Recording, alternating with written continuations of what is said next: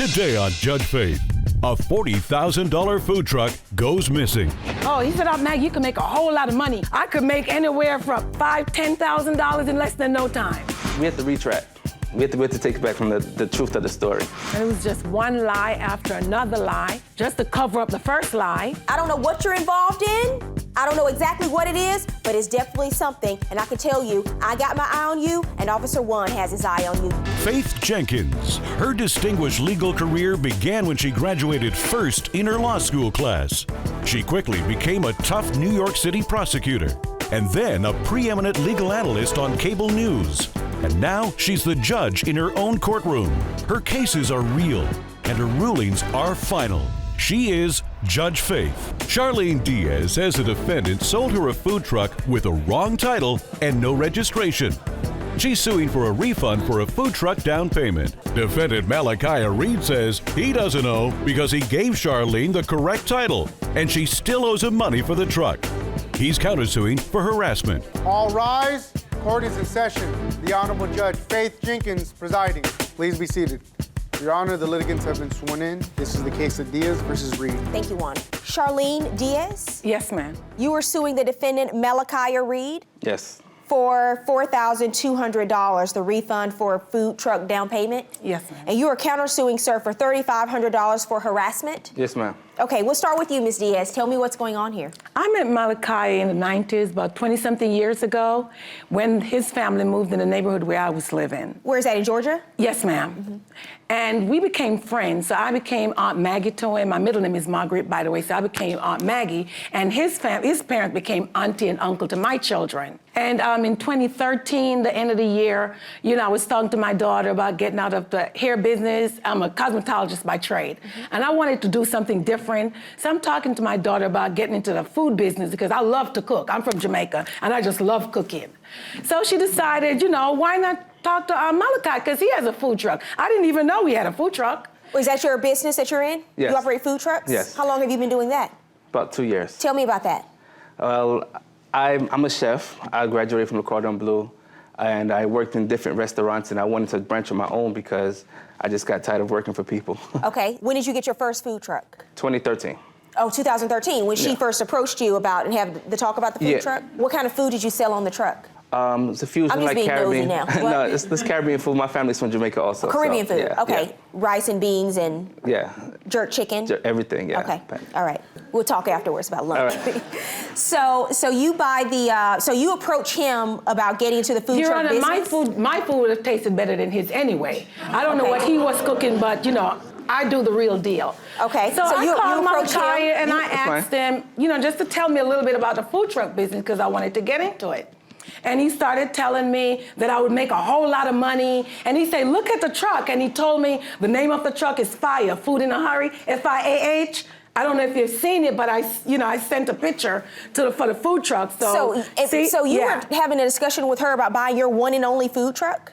Yeah, because I was actually about to transform to open my own restaurant. Okay. Yeah. All right, nice truck. Go ahead. And I was excited because he told me how much money I can make, and I'm tired, so I just wanted to do something How much money did he different. tell you you'd be making? Oh, he said, "Oh, Maggie, you can make a whole lot of money. I could tell you where to go, What's where a to whole set lot? up. I could make anywhere from, I'm talking about maybe about $5,000, $10,000 in less than no time because he was making that much money." Were you? Roughly. But I had a lot of expensive stuff. So he said, okay. I was asking him, how do I get into business? I wasn't really ready because I didn't have the money at the time. Got it. So I was just gathering information. So how do you end up, because you did give him $3,500 for this truck. What happened? Ma'am. How did that happen? A week later, he called me and he told me that, "Oh, Aunt Maggie, I want to sell this food truck, and because I'm opening up a restaurant, and I'm calling you because I really just don't want to give it to anybody." So I got all excited and said, "Malachi, I really don't have any money right now, but I'll try to see if I can borrow some money, because he told me that the truck was parked at somebody's garage and he needed to move it, so he needed $3,500 to pay a fine." Okay. To pay a fine. When I told him I didn't have any money for the food truck, he said, "Whatever you can come up with." He just needed to move the food truck, and that would have been the down payment. And then once I start running the food truck, then we could sit down again and talk about how I'm gonna pay for the truck. And you would agree to that? Yeah! Coming up, A food truck causes friction between friends. You're just going to take his word for it that the two of you are going to come up with a mutual agreeable price for the food truck? I trusted him. And I thought about it If just I had like a buying dollar for every car. time someone came in this courtroom and said, I trusted him, I'd be just rich. like- I'd have $40,000. I'd be buying your truck too. Charlene Diaz says Malachi sold her a food truck and then stole it back. She's suing for a refund for a food truck down payment. Defendant Malachi Reed says he doesn't owe because Charlene still owes him money for the truck. He's countersuing for harassment. According to you, $3,500 gets you the truck. Right. Right? But this is very short-sighted thinking because you don't know how much he's going to come back and tell you the full price of the truck would be. Why wouldn't you negotiate all of that up front? How much is the food truck worth at this time when you're having this conversation with her? 40 grand. $40,000. $40,000. And so you're just going to take his word for it that the two of you are going to come up with a mutual agreeable price for the food truck? I trusted him. And I thought about it If just I like had a buying dollar for every car. time someone came in this courtroom and said, I trusted him, I'd be rich. I'd have $40,000. I'd be buying your truck too. Your Honor, it's just like buying a car. I thought about it like if I paid down $3,500, the car might cost $40,000, $50,000, but I pay that down, then I'll have monthly payments. But you don't know how much he's going to sell the food truck for you. At the time, I really didn't, and you're right. And you didn't care. You just wanted the truck. I wanted to a get truck started. because I was going to make a whole lot of money. That's all I cared about. Sir, All right, can I say sir, something? let me ask you Okay. this question, Mr. Sure. Reed. This is your one and only food truck. Yes. Why would you tell her she can give you $3,500 because you turn over the title and you do a bill of sale, right? Let me see those items. Okay. Why would you do that, turn over the title and do a bill of sale and have her give you $3,500 for a food truck that's worth $40,000, as you say? We have to retract. We have to take it back from the truth of the story. I called her and said, hey, I'm selling my truck. I know last year that you was looking to buy a truck, and I want to know if you got your finances together so possibly, you can get this truck. A couple of days later, I got a phone call from her son trying to negotiate a price with me. Okay. I gave him a price of a down payment of 10 grand. That's what I told him. He Okay. said, 10 grand is a little much. So I said, okay, what can you come up with? He said, possibly 7,500. No, Your Honor. No. So when he said 7,500, I said, okay. So then when I came to Aunt Maggie, I called her and said that, listen, I need to help her move this truck because I got fined from where it's supposed to be. It's about to get told. The landlord said it's not supposed to be here. So I said, I need the down payment. I told her about the fine. I said, 3,500 goes strictly for the actual fine. What? $3,500. I know, you have a to use- $3,500 fine. Yeah. So what does that I have to said- do with her? Because when I said I need my down payment, meaning that I need my money so I could pay these guys. The Okay, fine, or else got you're not it. going to have a truck. So they gave you $3,500 down payment. What's the issue? That wasn't the full down payment I was supposed to get. I was supposed to get 7,500. But you hold but on a I second. needed 35 right okay, away. hold on a second. You gave them the title. That you was gave months them a later. bill of sale, and they gave you $3,500. No, it wasn't all the same transaction. You gave them the title to the food truck, sir. You gave them a bill of sale. They only gave you $3,500. The title. How am I to believe that she was supposed to give you more money for the down payment? I'm not sure that's exactly relevant, but I think that you needed $3,500 to pay the fine, so you accepted that as the down payment. No. What other money did you get for the truck? So he gives you the title to the truck, and what happens? I took it down to DMV because I wanted to register the truck. I told Malachi when I got that title in February that I wanted the truck be on the road by May, which is the springtime, so it's time for food truck and everything. When did you give him the $3,500? On February 14th. And you gave her the title when? Sometime in March. Okay, so if she still owed you money, why would you give her the title? Because I have a relationship with her, so I knew her. So did you go get the truck registered in your name? Yes, I said to Malachi, I am not going to give you the money until I get the truck because something just telling me I need to have something tangible. So I gave him my money, he gave me the bill of sale. And when I took it down to DMV, they told me, ma'am, the name on the title does not match the VIN number that's on the truck. I didn't understand what she was saying because I have the bill of sale, I have his name is on the title. How can it be wrong?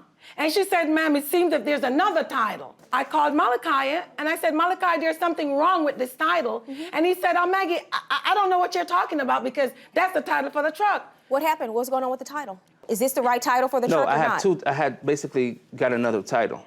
Okay. Yeah. Where is So the he title? gave me the wrong title. So the title that I gave her was accident. That I accidentally gave her the wrong title. How is that? But when Why do you she have two called me- titles? Oh, because I reported to the DMV that my truck was broken into, and I want to have all the registration papers. Okay, but that they won't change the VIN number for the truck. This VIN number on the title is not the VIN number on the truck. They don't match. I'm sorry? That part I don't know. It was whatever the DMV did. It's not what the DMV did. So you're saying the DMV made an error when they gave you the title for this truck? I'm sure they did. If it's not matched It's up on there. DMV error. When she told me that, I called the DMV, and the DMV told me that they can give me all the right paperwork so that she can have it to register the vehicle. Okay, so did you do that? Because you need a valid title for the truck. Yeah, I did. No, I did. I went down there because it was in my name. So you have the right title? No, I'm saying I went to the DMV because everything was in my name, and I'm trying to transfer it to her name. I went to the DMV, and the DMV said, yes, they will give me all the information so that she can get the vehicle Where's the and title register for the it. truck, sir? Where's the right title for the truck? The title. You said this one is an error. Where's the correct one? I mean, I don't have it with I've me. been don't asking have it for with that you? for a long No. time. You don't have it with you. No. You knew you were coming to court today, right? Yes. And you know that the title is in dispute. She's been asking you for the right title for how long? Yeah, but I didn't have to bring the title because she was not getting the truck. Oh, she wants her money back. So Yeah, why so haven't the you truck given her is her money missing. back? Who has the truck? No, said the truck is gone. Who has the truck? The truck is missing. Coming up on Judge Faith, was the food truck sale a fake? A $40,000 food truck, according to you, has disappeared into thin air. And you can't tell me where it is, who owns it. You hadn't done any research. So $40,000 just gone down the drain. I wouldn't say it disappeared into thin air. Because you don't have the title. I think you sold it to somebody else. Charlene Diaz says Malachi sold her a food truck and then stole it back. She's suing for a refund for a food truck down payment. Defendant Malachi Reed says he doesn't know because Charlene still owes him money for the truck. He's countersuing for harassment. Who had the truck? But what do you mean it's missing? How did the truck come up missing? the truck had got towed from where it was at. Your Honor, when I gave him the money, he said he had to move the truck. So I said, okay, I know where we can park the truck because if there's a lien, if there's fines on the truck where it's parked, my girlfriend has a space where we could put the truck. So he said, okay, we can't move it because the tag is not right. I said, okay, I'll drive close behind you because I need this truck if I'm gonna give you my money. So I parked the truck at my girlfriend's place, and the truck was there, and he gave me the key, and he says, Aunt Maggie, this is the only key for the truck, so don't lose it, because if you lose it, then you're gonna have to pay to get it. And I'm like, okay. So then maybe about a month later, I got a call from my friend that the truck is gone. They asked me, did I move the truck? So you have the truck. Did you tail behind him and cover I sure up did, tail behind so him. the police wouldn't see that there wasn't a... Exactly. Okay. And I parked the truck. I parked the truck so that, the truck is safe, and I would go there all the time and clean it up. I'm getting ready. So I was right. Technically, the truck is in your possession. You have it at your friend's house. It is not in your possession. Yes. My question to you is, Mr. Reed, how do you come to get this truck back into your possession? I got a phone call from her husband telling me that he got a phone call saying that some people was looking in the truck or something like that. So since they don't live in Atlanta, he said he needs me to move the vehicle. Did your husband call and ask him to move the vehicle? My husband didn't tell him to move the truck. Okay, Why would he tell him to move the truck if I'm getting ready to start my business? Where did you move the truck, sir? I moved the truck to another location, another mechanic shop area. And what happened? I just left it there. I moved it there and left it there because I was waiting for her to, get the paperwork, do everything she needed to do. So you're saying you moved it because you were... I had no intentions of taking back the vehicle. So you're saying that they called you to move the truck because they couldn't move it themselves? It was her husband. Or her husband? Yeah. And how did you know the truck was gone? My friend called me and asked me, did I take the truck? And I'm asking him, how did you take the truck if I have the only key? How did you move the truck? How did you have a key? I had a spare key. I never said that was the only key. That's what she said. Malachi told me, Aunt Maggie, this is your only key. Do not lose the key. What do you think he was doing, moving the truck? What do you think was going on? In all honesty, Your Honor, I think Malachi probably sold me the truck, sold somebody else the truck, and the truck was just being sold to different people. Why are you suing? What is your counterclaim for? $3,500 for what? Harassment. For what? Because I was harassed. How? By who? By her. She kept calling me, leaving and threatening messages. Yeah, because she's paid you $3,500 for a truck she doesn't have. She did. That you can't prove you should doesn't. have, and you certainly can't prove to me that. Show me proof that that truck has been towed and repossessed by the city or by someone. For all I know, you've been cooking jerk chicken ever since you took the truck. It's mother, IRS, everybody, because I wanted the money back because I had to pay this money back. I promised my girlfriend I was going to make so much money, so therefore, lend me the money and then I'll give you 20% on your money. And the truck is gone. I don't know where the truck is. Where's the truck now, sir? Don't know where the truck is. You don't know where the truck is. You don't know who took the truck. You don't know when. You don't know where. No, I know part of the city of Atlanta. That's the only thing I know. A $40,000 food truck. Yep. You're coming into court telling me you have no idea where the truck is. Correct. Unbelievable. Do you think I'm stupid? No. You must think I'm stupid. I'm the stupid one. Because you want to come into court after all of this that I'm seeing going on with this title, with everything else going on, and a $40,000 food truck, according to you, has disappeared into thin air, and you can't tell me where it is, who owns it, you hadn't done any research, so $40,000 just gone down the drain. I wouldn't say it disappeared into thin air. Because you don't have the title. I think you sold it to somebody else. No, I didn't sell it to no one You else. can't produce a title to me, sir. It's been told, when the city takes your stuff. You know what? I'm going to run the VIN number. Take a recess. Coming up, Judge Faith rules. And now, Judge Faith rules. I looked up the VIN number in a national database, and it comes back to nothing. This isn't a real VIN number. Basically, you got scammed by your so-called family friend of over 15 years. You hustled her. You needed $3,500 or this truck was going to be towed away by the city, and so you used the excuse. You knew she wanted to buy it, so you let her give you $3,500 so you could pay that fee. You never intended on selling her this truck. And it was just one lie after another lie, just to cover up the first lie. You should be lucky that you're in civil court today and not criminal court, because what you did is commit fraud. And that's why you kept the spare key, because you knew you were going to use it to get this truck back at some point. And that's exactly what you did. But you want to come into court, look me in my eye, and tell me that a $40,000 truck is just gone. You've made no efforts to follow up to see where it is. You haven't called the city. You don't see how much you owe to get it back because you still have it. You don't want her to know you still have it because you kept her $3,500. I don't know what you're involved in. I don't know exactly what it is, but it's definitely something. And I can tell you, I got my eye on you, and Officer 1 has his eye on you. Your case is dismissed. Judgment in this case for the plaintiff, $3,500. After all that we've done, I felt like I was on to him. I trusted him, and I helped to raise him, and now I don't know what he's going to do. I didn't think that the ruling was fair because, I didn't truly get to tell my side of the story. But however, as long as this is over, I'm good. Today on Judge Faith, a kickback party gets out of control, causing these friends to come to court. When she threw the water, she missed. It got on the floor, but it got on my laptop. So. Was it a lot of water? Yeah. She went in her room and she plugged it up. Everybody knows if you get water on something electronic, you do not plug it up. Your issue is she didn't take the necessary steps to try to fix the laptop once it was wet. And later, a torrid Tinder affair leads to a dispute over a loan between lovers.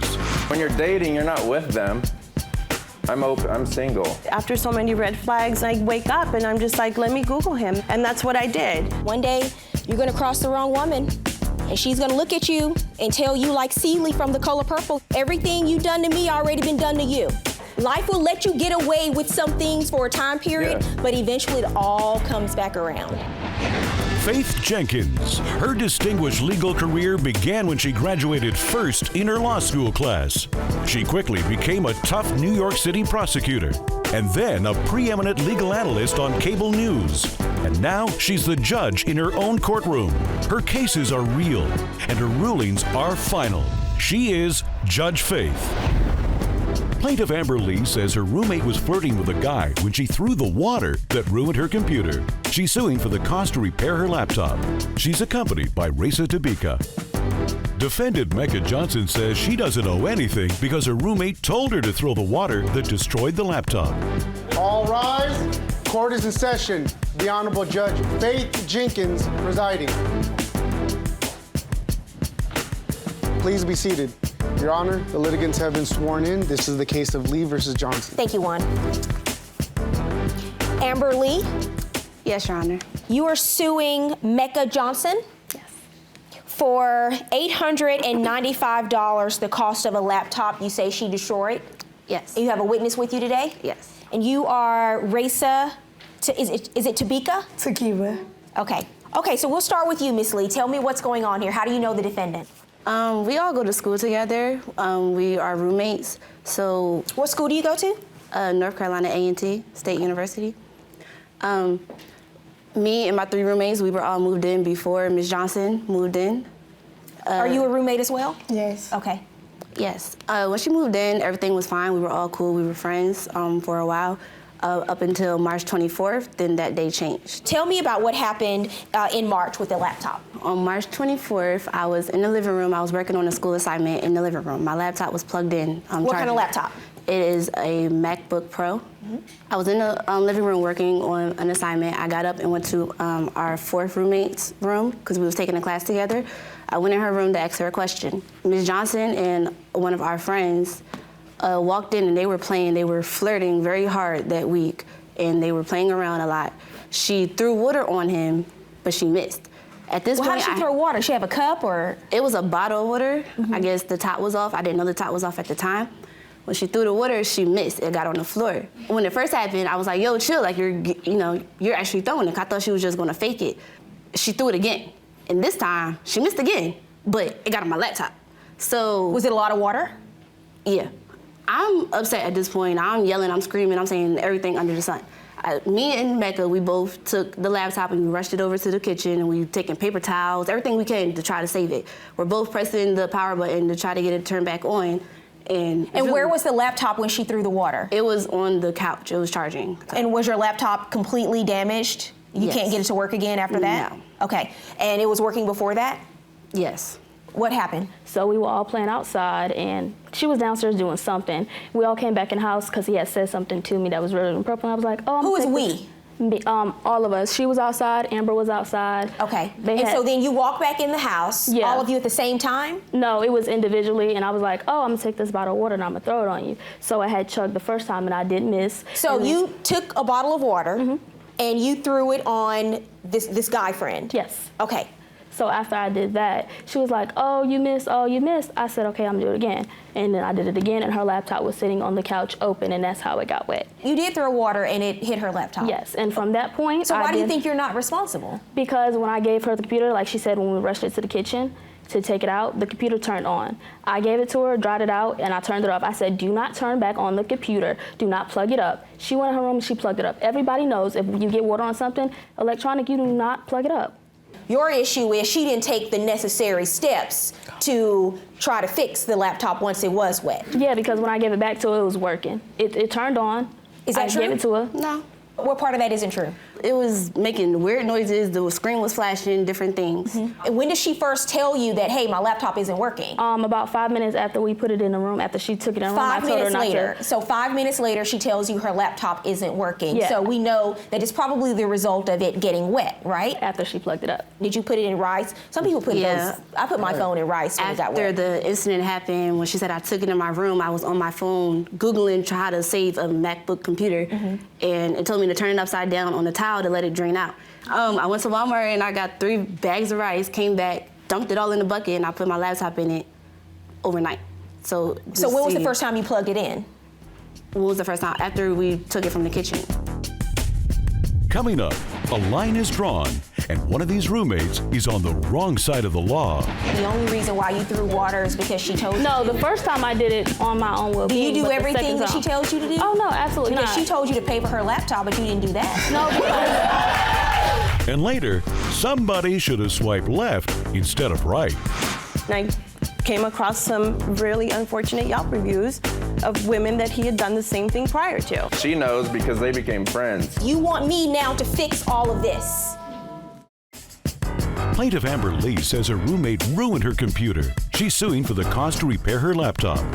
Defendant Mecca Johnson says she doesn't owe anything because her roommate encouraged her to throw the water that destroyed the laptop. Okay, all right, what do you have to add? She said she didn't know her computer was messed up until after. That's not true because they were in the kitchen. I was in the living room, and I heard her saying, "My computer isn't working. You're gonna pay me money. You're gonna fix my computer." She never said her computer was working, so I don't know where she's getting that from. But that wasn't it. And but you also said in your statement that you feel that you don't owe because she told you to keep throwing the water. Yes, is that true? That's what I'm saying. The second time when I missed the first time, she was like, "Oh, you missed it. Do it again." So I did it again. Okay, so you're saying that the only reason why you threw water is because she told you No, to? the first time I did it on my own will. Do you do everything that she tells you to do? Oh, no, absolutely because not. she told you to pay for her laptop, but you didn't do that. No, because I did not.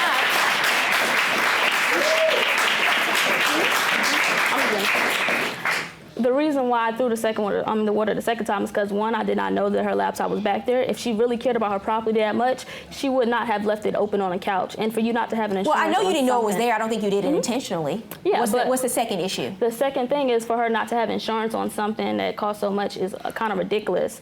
I'm not saying that I don't feel bad about the whole situation, but So do you have insurance on your laptop? Yes, my laptop's only $500. I have insurance on it. So for her to keep on egging me on to throw the water, and then when it spills up there and I try to fix it, I even offer her to buy her a new laptop because I wanted her to get her work done. Oh, so you offered to buy her a new laptop. Tell me about that. Yes. She said, well, Apple said it's going to take $750 to fix the computer. I said, okay, well, I don't have $750, but I'll buy you another computer. She said, for how much? For anything, like not an Apple. I can't afford an Apple, obviously. How much did you tell her you could afford? Just a Windows computer. The same computer I got. My computer was like $500. So you want her to go from a MacBook Pro she said, to a Windows computer? There's nothing wrong with that, but I mean, what if she wants a MacBook Pro? Like that's her laptop of preference. I told her I didn't have the money to replace a whole new laptop or give her a MacBook Pro or whatever she wanted, but I would pay for her computer so she can go ahead and get her schoolwork done. Did she offer you money? Yeah, she offered me $200 to buy a new laptop, and I should be happy with that. These are the words that came out of my mouth. I never gave her a price range. I told her I would go. She said, what kind of computer would you like? I said, I'll get you a Windows, something I got, but I cannot afford an Apple. I was there actually when that happened. She said, I'm gonna get you a $200 or $300 computer and you better be happy with it. Do you have an estimate for damages to the laptop? What do you have in terms of proof of how much it would cost to get the laptop repaired? I have an invoice from Apple. I took it to Apple the very next day to get it assessed. May I see the invoice? I just need to see the invoice. Do you have proof of the value of this laptop? Yes. May I see that too? Okay, so you went to the Genius Bar at Apple. Yes. And they quoted you $755 for the laptop, and then this laptop, which is a 2012 Apple MacBook Pro, is valued at $789. In all fairness, I think you should get the value of the laptop. $789, judgment for the plaintiff. Good luck, ladies.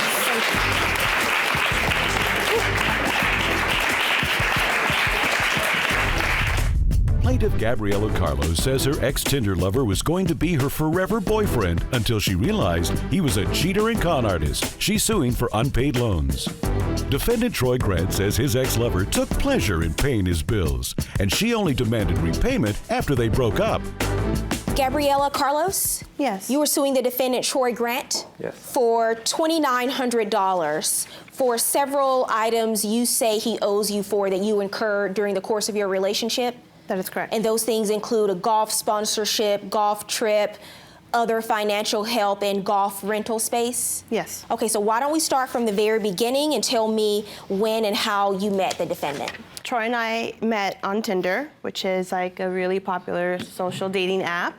We started talking in December and maybe talked for about 3 or 4 weeks prior to meeting. So we kind of hit it off and we had our first date in January. For me, it was like love at first sight. I was so, excited, and I'm like, God, he's so good looking. And we just really hit it off. And so from that point forward, our relationship progressed and we were spending a lot of, time together. So I, was in love, and I felt like he was too, and there was no reason for me to doubt if he wasn't with me. He'd be calling me 24/7. So when his initial request was to sponsor his, golf tournament. So you met in January, and the two of you started dating and spending a lot of time together right away. Would that be accurate, sir? Yeah, we started getting closer and closer, and eventually started seeing each other more. Okay, and about how long after the two of you initially met and went on that first date do you say he approached you about playing in the golf tournament and you sponsoring him? Oh, I believe we met January 7th, and I believe he asked me to sponsor him January 12th. So what happens? He tells you about the golf tournament. Tell me about the conversation. He never really asked me for money in person. It was always via text. And so initially I thought, no, you know. What did he say to you? The text was, you know, I have this amazing opportunity. You'll be really excited. I think he even called me to tell me about this amazing phone conversation that he was having that morning about this, you know, tournament that was coming up. And so he broke it down prior to asking me, you know, he needs to find a sponsor, that he would split the winnings 50-50. And I said, cool, are you gonna do it? Like, I didn't think he would ask me to sponsor him, but I do have a business. And so when he approached me, I thought, okay, well, you know, maybe. So I said, let me think about it. When did he ask you specifically about the money for the golf tournament? What did he say and how much was it? He asked, hey, would you like to, you know, sponsor me, you know, this would be good for us. And so he said, well, use your logo. And I said, okay, let me think about it. And then I sent him a text and agreed to give him the initial $700 to, it was like an admittance to the tournament. And so, and it needed to go into a player's account, which I kind of didn't understand, but I'm not familiar with how golfer tournaments work. And so the money went into his personal account. And then in addition to that, you found out that he didn't have money for the golf trip, so you gave him an additional $800? Well, what happened was a few days prior to the golf tournament, he called me and had this elaborate, compelling story, and he was really upset. He had been... What was the story? At that time, I had an IRS audit, so I covered my own expenses, which she was just covering the entry fee. Therefore, I couldn't cover my expenses. So then I had asked her, I'm like, because the audit had frozen your account, is that what you're saying? Yeah, okay. I had no access to funds for a while, like 3 to 4 weeks. And you had to go on this tournament, but you didn't have Well, it was already paid. money? We already paid for it, yeah. So you thought the best person to ask was she your girlfriend at the time? No. Coming up on Judge Faith, was the cash a loan between lovers or a generous gift from the girlfriend? We had a full-on 3-week relationship with this woman. She had red flags that were a little more alarming than mine, so she caught on really fast. It took me a little longer. So you're dating him and he's not with you on Valentine's Day? Isn't that like red flag number 27? Plaintiff Gabriela Carlo says her ex-lover was taking advantage of her kindness and knew the money wasn't a gift. She's suing for unpaid loans. Defendant Troy Grant says the reason his ex-lover is demanding repayment is because she's angry they broke up. So then you ask her for another $800, and what do you say? What do you say to her? It was just the wrong timing and wrong moment for that to happen. And did she offer, or did you ask? I brought it up to her, and then since she paid for the entry, she so you just raised the issue that you were having some financial issues. Yeah. And why are you here now saying that he owes you this money? There was this after the audit, he supposedly went on the tournament and he came back, and because of the audit, he wasn't able to pay me. And I knew that he had personal expenses with his family. Well, had you discussed at that time that he was going to pay you back? Yes.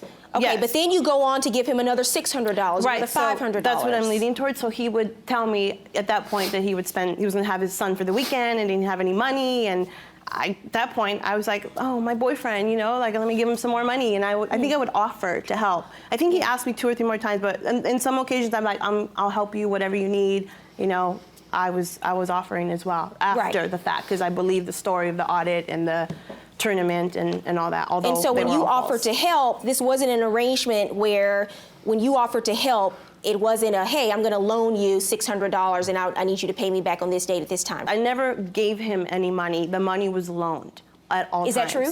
It was offered as help. I told her I would, you know, take care of it, but nothing ever came up until we stopped talking. And then she all of a sudden started pounding me with, you know, court threats and whatever else. That's not correct, Your Honor. Actually, I did keep trying to ask him, and he's like, well, I can't help it. I'm in the audit.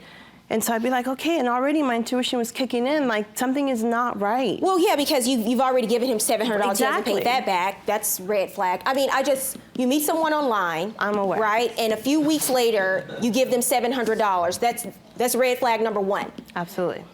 Days later, you give them $800. Red flag number 2. You're saying these are loans. Then you give them $600. Then you give them $500 for child support.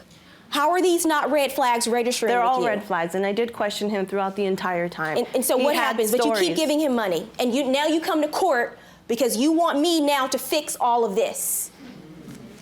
What happens? Right, after so many red flags, I am aware that something is not right. And I wake up and I'm just like, let me Google him, let me do some more research. And so I typed in his name, golfer, and I came across some really unfortunate Yelp reviews of women that he had done the same thing prior to. What do you mean by that? There's a review there that you can read, and it was the initial review that alarmed me. It was the same exact story that had happened to me. This woman wrote the review, and my heart dropped. Let me see it. Oh, we have it on the flat screen? Okay, let me take a look at it. This guy is a professional scam artist. Do not trust anything he says. He convinces women and men to fund his fake golf tournament entry fees and promises to give you half of the winnings, but never comes through. He does the same thing with his golf lessons. He advertises. He teaches professional golf lessons, but he never shows up. Beware and do not be his next victim. Do you know who wrote that? Okay, so I'll explain. Do you know who wrote that?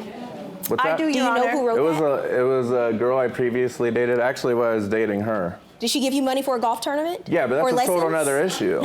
She knows because they became friends. We're not friends. What happened? You contacted this Yelp reviewer. Yes, I did. And what happened? She confirmed that I had been scammed. We exchanged phone numbers, and I later found out that he actually met her on January 22nd, which is the day he was supposed to go on his golf tournament that I sponsored. Which was on my phone. I didn't meet her in person. I have my text with her, too. They went on a date, and they also went on a date on Valentine's Day while we were together, and he was supposed to be babysitting. So he had a full-on 3-week relationship with this woman. She had red flags that were a little more alarming than mine, so she caught on really fast. Took me a little longer. So you're dating him and he's not with you on Valentine's Day? Isn't that like red flag number 27? Yes, it was. But when you're dating, you're not with them. I'm single. You need to stop giving money to people you just met online. Your Honor, we had a great time. You know, if you didn't have this relationship. Yelp review, I'm going to tell you right now, today would not have been a good day for you. Coming up, Judge Faith rules. And now, Judge Faith rules. One day, you're going to cross the wrong woman, and she's going to look at you and tell you like Celie from The Color Purple. You may not know who that is. Everything you done to me already been done to you. Life will let you get away with some things for a time period, but eventually it all comes back around. I understand that. It's always going to come back around. For you, it's going to start today. I'm ordering you to pay the plaintiff. She just has proof that you're a scam artist and a con. $2,900 just before the plaintiff. You need to stop scamming people, sir.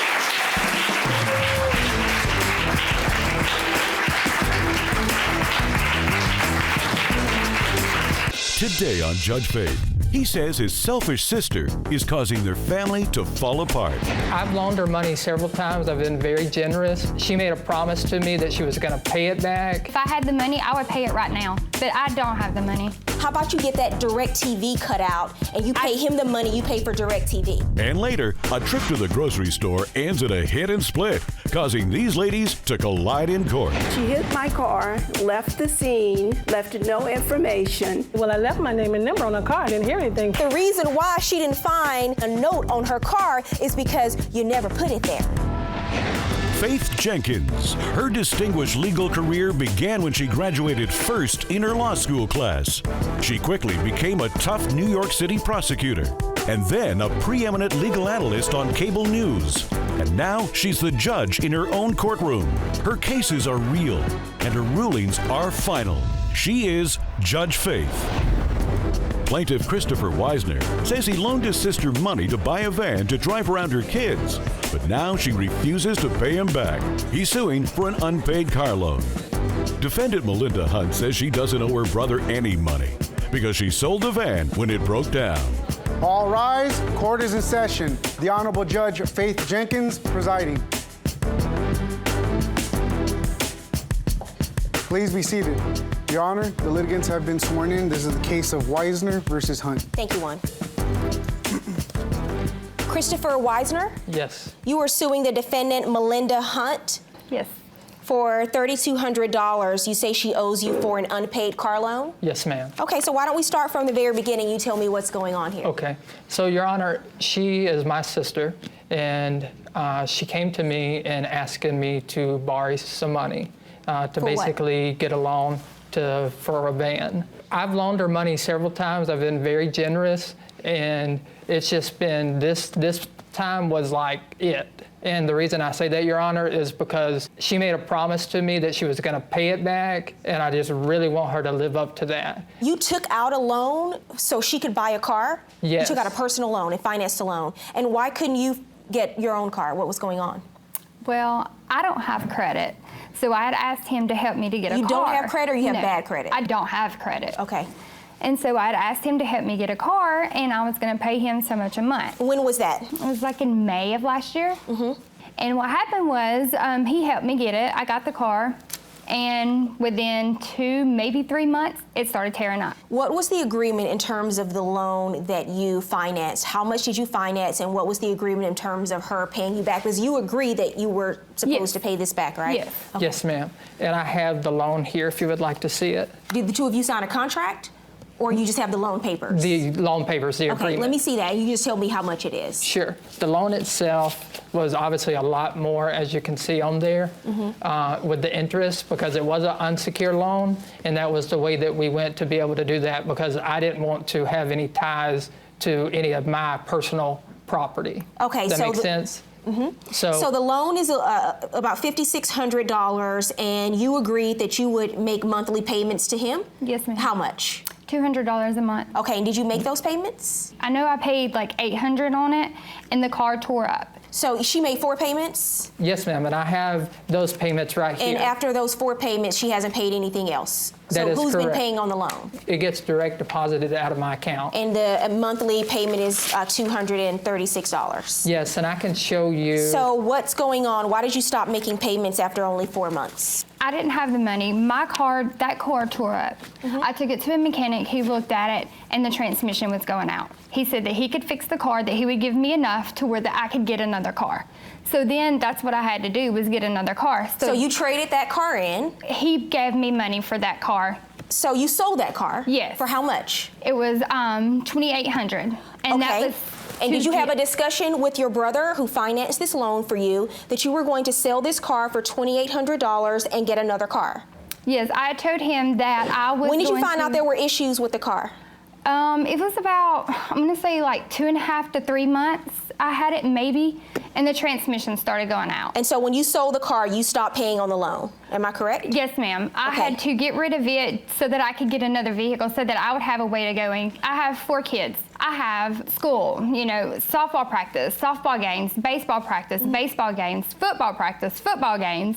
And I mean, I'm constantly Are you a single mom? going. Are you a single mother? No, I am married. Okay, so you have a husband. Does he work? Yes. Okay, so you have a 2-income household. No, I do not work. I stay home with my kids. Oh, okay. I have a fixing to be 3-year-old, and I stay home with him. Okay, but you know you have a loan that you're supposed to be paying back with your brother, right? Yes, ma'am, and I tried, but when I don't have I can't pay 2 car payments. So when you say you tried, when you sold this car for $2,800, what kind of car did you get? A Cadillac SUV. What year? It was a 2004. What's the value of that car? I'm not sure. I don't have it. How did you buy that car? It didn't cost $2,800. I had to pay that down on a down payment. So now you have a car note, which is how much? It's $300 a month. Okay. So can you explain to me why? You have cable? No, ma'am. In your home? DirecTV. DirecTV. Okay, there's even more channels than cable, right? DirecTV. Sure. You have an iPhone? You have a smartphone? Yes, ma'am. So can you explain to me why from the moment you sold that car for $2,800, you have not given your brother a dime? I haven't. You can't even give him $25 a month? How about you get that DirecTV cut out and you pay him the money you pay for DirecTV? Coming up, Christopher's Credit Karma downgrades as Melinda's lifestyle upgrades. What kind of car are you driving now? It's a Tahoe. What's the value of that car? You keep upgrading. I honestly don't know. And later, when the insurance company said no way, she told the woman who hit her time to pay. The cost to fix it was covered, right? Well, they didn't give me a bumper. They told him to go buy a kit and glue it back together.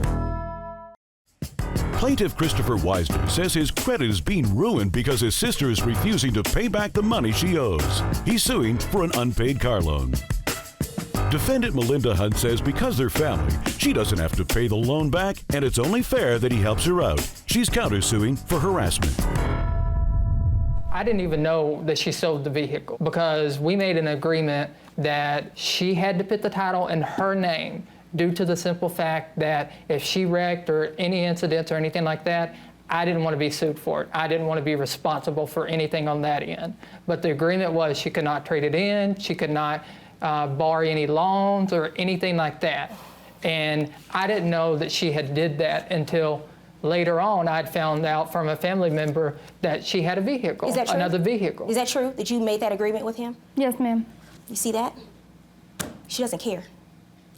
It looks like you just took the money and you ran, and your brother is now stuck making all of these payments. If you were in front of me and you told me I give him $50 a month because that's all I can do right now. I give him $25 a month because that's all I can afford. But when you're standing in front of me and you tell me you stay at home with your kids, your husband works, you have direct TV, you're running around taking them to all these places, that means you have some free time. If you needed to get a job to take care of this responsibility, then you do it. Are you driving this Cadillac now?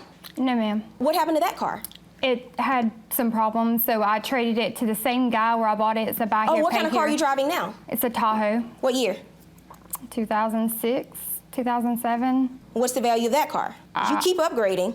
I honestly don't know. Why do you think you don't owe him this money? Well, he is my brother. I believe that family should help family when they need help. I'm older than him. I've helped him a lot. Right, you should help, but what you shouldn't do is take advantage of people, and that's what you're doing with him. You're taking advantage of him. That is the difference, and that is the distinction. So don't think in your mind because you have done things for him in the past, and this is one of those things where I've done things for him in the past. That was not the agreement. You cannot now go and change the agreement in your own mind and decide, well, I've done some things for him in the past, so we're gonna call it even. His credit is being impacted. Yes, He's ma'am. telling you he cannot afford to pay these payments on this car that you promised him you would pay. The sad part is, I really don't think you care. I mean, I care, and if I had the money, I would pay it right now. But I don't have the money. I don't. No. You have priorities with what you want to spend your money on. Paying back this loan just isn't one of them. You're picking and choosing what bills you want to pay. This is not one of the bills you want to pay. And you're doing it because it's your brother. Because you know if you don't pay DirecTV, the cable is gone. But if you don't pay your brother, you're taking advantage of the fact that you have a relationship with your brother and that you can get away with it. As you can see, I just really want you to help a brother out, you know?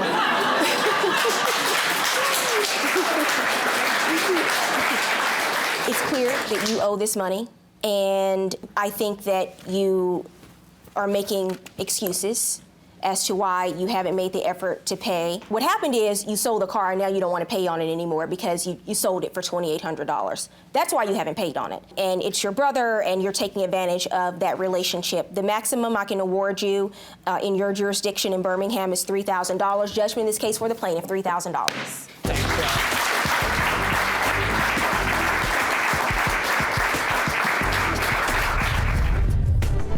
Plaintiff Barbara Sosa says the defendant hit her car and fled the scene.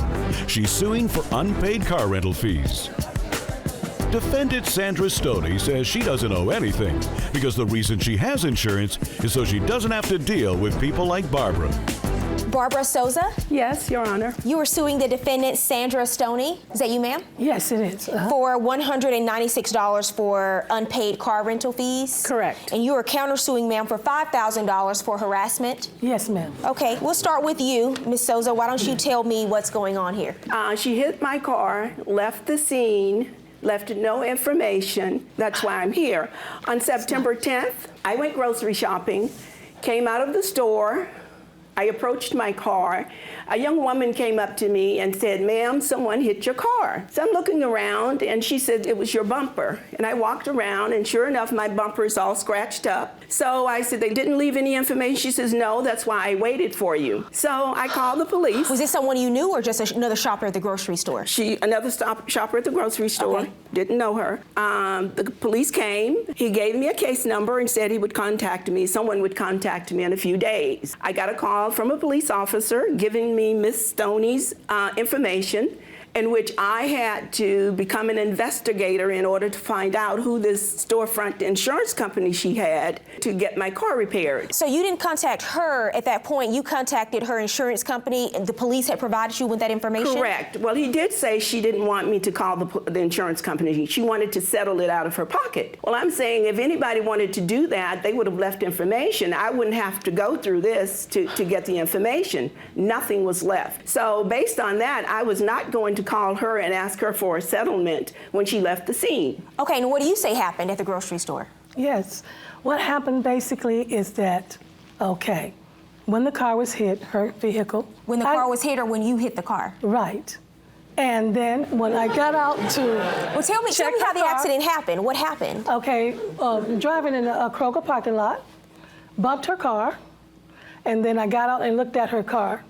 And when I looked at her car, it wasn't nothing but a couple of scratches. You assessed the damage, and in your opinion, you thought it was minimal. It was very minimum. It was just a couple of scratches, no dent or anything like that. How did you hit the car? Did you not see it parked, or what happened? With my niece in the car, and went up a little bit, just a little bit, and barely hit the car just a little bit. Okay. So when I looked at it and seen that it was just a few scratches, I said, well, go ahead, I'm gonna leave my name and number, put it on her car. So you took a piece of paper out of your car, wrote your name and phone number, got out of your car, and did what with it? Put it on her windshield. Okay. Do you have any reason to know why it wouldn't be there when she came out of the grocery store? Well, to tell you, the police came to my house, and he said someone took a picture of my tag, and I told him, I said, well, I left my name and number on her car. I didn't hear anything from her, so I thought maybe she figured it wasn't anything to call. How much time had passed between that accident and when the police contacted you? A couple days or so. Okay. Something like that. I say, so basically, would you please give her my number? Tell her to call me and I'll fix it. Tell her, I say, please don't call my insurance company because it's not that much damage. And what happened when you contacted her insurance company? They sent a check for $468 and some change and told me that was all they were going to send and it would take 2 days to fix my car. Well, the body shop said, no, it takes longer than that because the car has to dry after it's painted. And how many days did it take? It ended up taking 6 days, Your Honor. It took 6 days because they didn't want to pay for a new bumper. Now, I have a 2004 car, but it's in very good condition. The cost to fix it was covered, right? Well, they didn't give me a bumper. They told him to go buy a kit and glue it back together. And is that what they did? Do you have a picture? Do you have photos of the damages? Yeah, I have a video of her hitting my car and running away and coming back, wiping it off, trying to wipe off the damage. Well, how did you get video? When I called the police officer, after the witness, we were telling our story, a young man came out of the store and he knew the officers and they were talking and he mentioned, you know, what had happened. He said, oh yeah, I saw that. Actually, I filmed it. I have it on. Did you know that it was on tape? I had no idea at all. So am I going to see you leaving a note with your name and number on her windshield, or am I going to see you driving away? Well, you may. I'm going to tell you exactly what happened. No, you already told me what happened. Now I'm about to see video, apparently. Coming up on Judge Faith, did Barbara cross the line, or is Sandra avoiding responsibility? A witness took your license plate number. They saw you driving away, right? And they wrote the plate number down because they saw the accident. They should have seen me putting the name. Why didn't they see it? I don't know. Maybe because it didn't happen. Plaintiff Barbara Sosa says the plaintiff's insurance is refusing to cover all the bills from the accident. She's suing for unpaid car rental fees. Defendant Sandra Stoney says the plaintiff is trying to get more work done on her car than is necessary. She's countersuing for harassment. I left my name and number, and I put it on her car. And what happened is I left. And when my niece said, go back and take pictures of it because you don't know what might happen. And then I did. I went back, took pictures of her car. If it's somebody there, saw it from the beginning, you didn't mention that they before. would have been able to see that. You didn't mention that you left and you came back before. Well, that's you did all of that, but you didn't go in Kroger to try to find out whose car you hit. Well, may I see the video? May I see the video, a lot of stores Well, Your Honor, it's on my cell phone. Oh, do we have that on the flat screen? Okay, yes. we have it uploaded. Let me see. Is this your car? No, I have a silver Lexus, the one you hit. The see one where I he's bumped wiping? into. You see, Your Honor, that's when he came back. And he was trying to wipe the damage off my bumper. That's my car. That's my van. Who is in the passenger side? Okay, it was about maybe 4 of us in the car at that day. Okay. You just told me before that you were with your niece. Yes, 4 people. I'm sorry, I didn't say everything because I'm only talking about the one that. Let me look at the video again. Okay.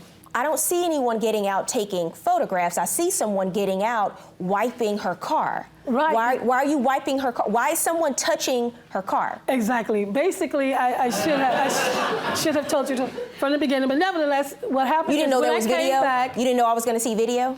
Well, I didn't know what was going on. I'm just telling you the truth. I'm not going to lie to you. But nevertheless, well, what happened, ma'am, you're is omitting.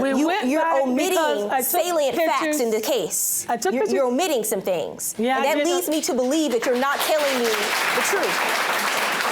That's leading me to believe that the reason why she didn't find a name and a phone number and a note on her car is because you never put it there. They took that video when we came back, not when we first bumped into her car. That is not the video showing when we first bumped into the car. That's the video after we came back. Right, a video that I didn't know anything about, didn't even know you went back to the scene until she mentioned it, until she brought it up and produced it. I don't want to hear part of the truth. I want to hear the whole truth when I ask you questions about what happened.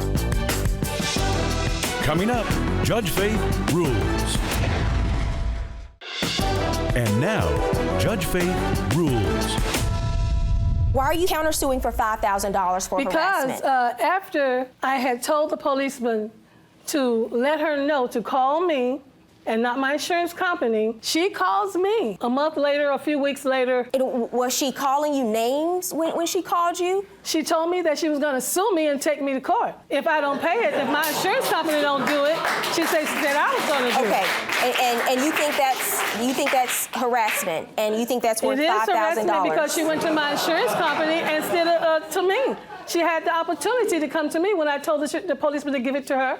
She didn't come to me. She went to my insurance company, ma'am, and Your Honor. And guess what? Then she wants to threaten my life and tell me she's going to take me to court for something my insurance company is not doing. Ma'am, that's not threatening your life. Let's not. That's threatening me to tell me she's going to sue me though for something that is not. Let's not be so dramatic here today and say your life was threatened because she wanted to sue you or bring you to court.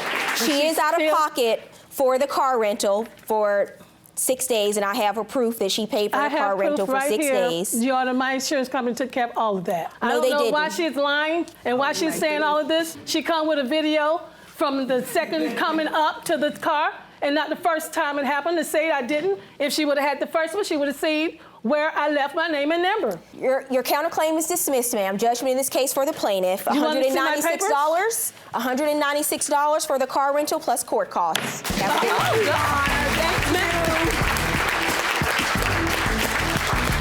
I can't believe I lost this case. Today on Judge Faith, these two jailbirds were cellmate besties until one of them broke the house rules. I called her parole officer and I said, well, do you want to come get her or would you like me to hand deliver her back to prison? She's broke house rules and I'm done. She was calling me, texting me, cursing me out, calling me everything but the child of God. Not because true. I wasn't taking care of her like I said I would do. You end this letter with, goodbye, B, the devil and worse awaits your arrival. And later, a beautifully remodeled rental transforms into a trash can. I have a beautiful home that I take very much pride in. Me and my son, we were standing in the kitchen and I heard a big, popping noise. And my refrigerator started to spark. And everything went out in the house. Because you're alleging she's tearing it up on purpose?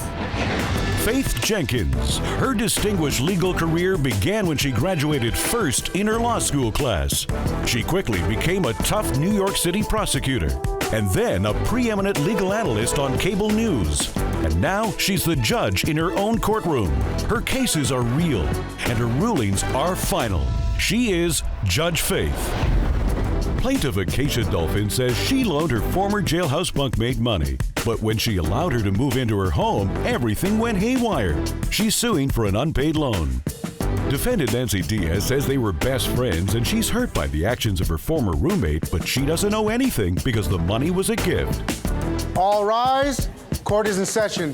The Honorable Judge Faith Jenkins presiding.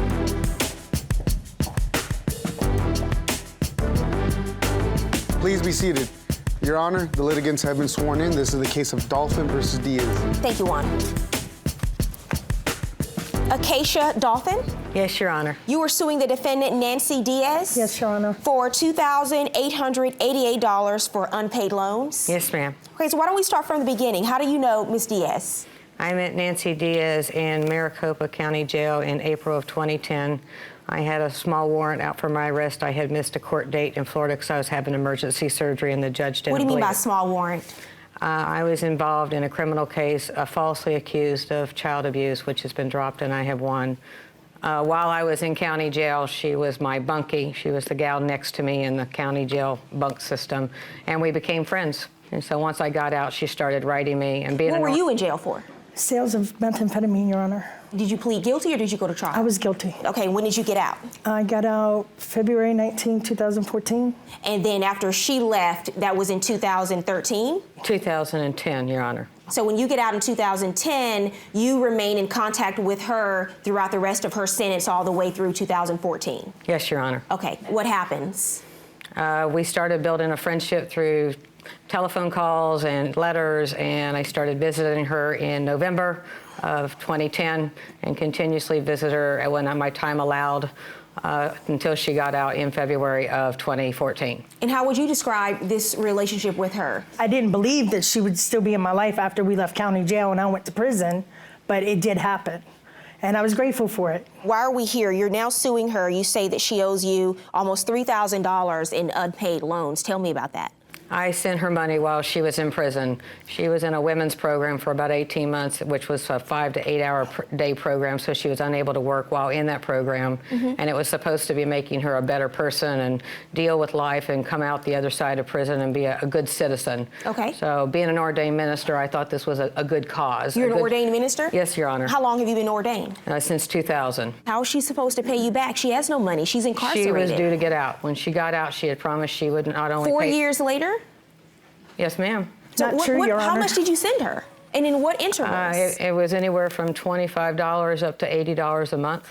I have those records if you'd like to see that. I'd love to see it. And so what would you do? Put this on her? I never agreed to pay anything back, Your Honor. Yes, Your Honor. What was the conversation that you had with her about the money that you were sending her? She was going to cook and clean for me and take care of me since I do have several health issues.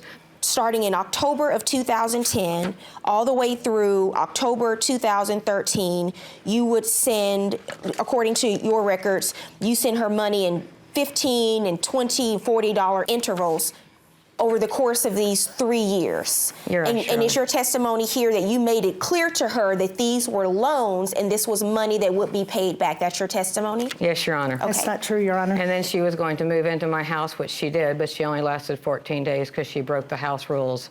You're not contesting that she sent you this money. No, but ma'am, you're I'm not. contesting it was a loan. Tell me I'm contesting your it was a position. loan. I told her, you know, I have no way of paying you back. I don't know what my life is going to be like when I get out of prison. She goes, well, when you move in, we'll just, you know, you bring me to the doctors, clean, whatever. You know, I did agree to do those things when I lived in her home. I came out of prison with a broke foot.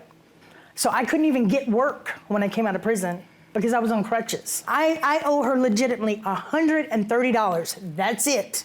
Nothing more. That was for a bicycle that she bought me so I could get back and forth when I got my job. So there was this agreement that she would get out in 2014 and take care of you? Yes, and within 4 days, she's putting a cigarette in my face going, do you mind if I go out on the patio and smoke this, Your Honor? My rules are you do not smoke. You do not smoke in my house or on my property, in my life around me. And so she didn't smoke it that day, and 3 days later, I found a cigarette butt in my toilet, and I was livid. I picked it up out of the toilet. I called her parole officer, and I said, well, do you want to come get her, or would you like me to hand her back to prison? She's broke house rules, and I'm done. And within 4 days, her parole officer moved her out of my house. Coming up, a promise made in prison can't be kept. What happened to the promises, I'll take care of you when you get sick or you get hurt? She tells me she's busy and got a boyfriend and So that's what this is really about. And later, one of their stories is full of holes. She put a piece of cardboard in a mat over the hole, trying to cover it. And the repairman, as he was leaving the home, he stepped on it, not knowing that it was a hole underneath, and he almost fell through it. Plaintiff Acacia Dolphin says her former friend broke all the house rules, and now she wants her money back with interest. She's suing for an unpaid loan. Defendant Nancy Diaz says she's shocked by her former cellmate's behavior, and she owes nothing because there was never an expectation to pay the money back. Why are you just bringing this lawsuit now, a year later? I've been trying to get her to have morally correct and hoping that she would step up and do what's morally correct now that she has a job and a good paying job. I was hoping that the good person that I thought she had turned into while I visited her in prison. It was because of a protection order. She was going to actually pay her bill and pay her debt. Why do you say she brought this lawsuit? She didn't bring the lawsuit till after I tried to serve her with an order of protection, which I have here. Why did you try to serve her with an order of protection? Because I was getting emails from her, phone calls late at night. I work, Your Honor, I'm a truck driver. I work late hours. She was calling me, texting me, cursing me out, calling me everything but the child of God. Because I wasn't taking care of her like I said I would do. You're suing for $1,400 in cash, you say you loaned to the defendant. What is the $874 in food package reimbursement? What is that about? You can send care packages. You can order online through a company and send care packages of goodies and food and snacks into people in prison. And at that time, she was working. So now she had her own money coming in from a job. So you want her to reimburse you for care packages that you sent to her in prison as well? Absolutely. Several May I see your evidence? I need to put my glasses on so I can see what I'm giving you.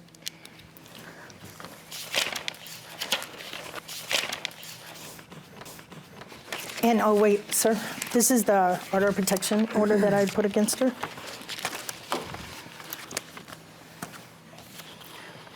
Grant you, it's very graphic from an ordained minister. I've read a lot of text messages and letters where people curse people out and tell them off. I have to tell you, this is the worst I've ever seen. Over 500, Your just Honor, like for that. someone who said she was promised she'd take care of me when I got You ill. end this letter with, "We all hope you die a horrible, horrendous, blood-peeling, tear-jerking death. Goodbye, B. The devil and worse awaits your arrival." But what happened to the promises, I'll take care of you when you get sick or you get hurt, and I end up in a nasty car wreck, and when I ask her to help take care of me and take me grocery shopping and take me to the doctor, she tells me she's busy and got a boyfriend and So that's doesn't what care. this is really about. Whether it's justified or not, she feels that when you got out of prison and you gained your freedom, you turned your back on her in her time of need, but she was there for you in your time of need. Absolutely. But the issue is, ma'am, I do not believe that this money that you sent to her over the course of 3 years, I don't believe for a second that it was ever meant to be a loan. Perhaps she wasn't a good friend when she got out of prison to you. That doesn't turn what were clearly gifts and care packages you sent to help her out into a loan. You concede that you owe her $130 for the bicycle that you purchased for you. Judgment in this case for the plaintiff, $130.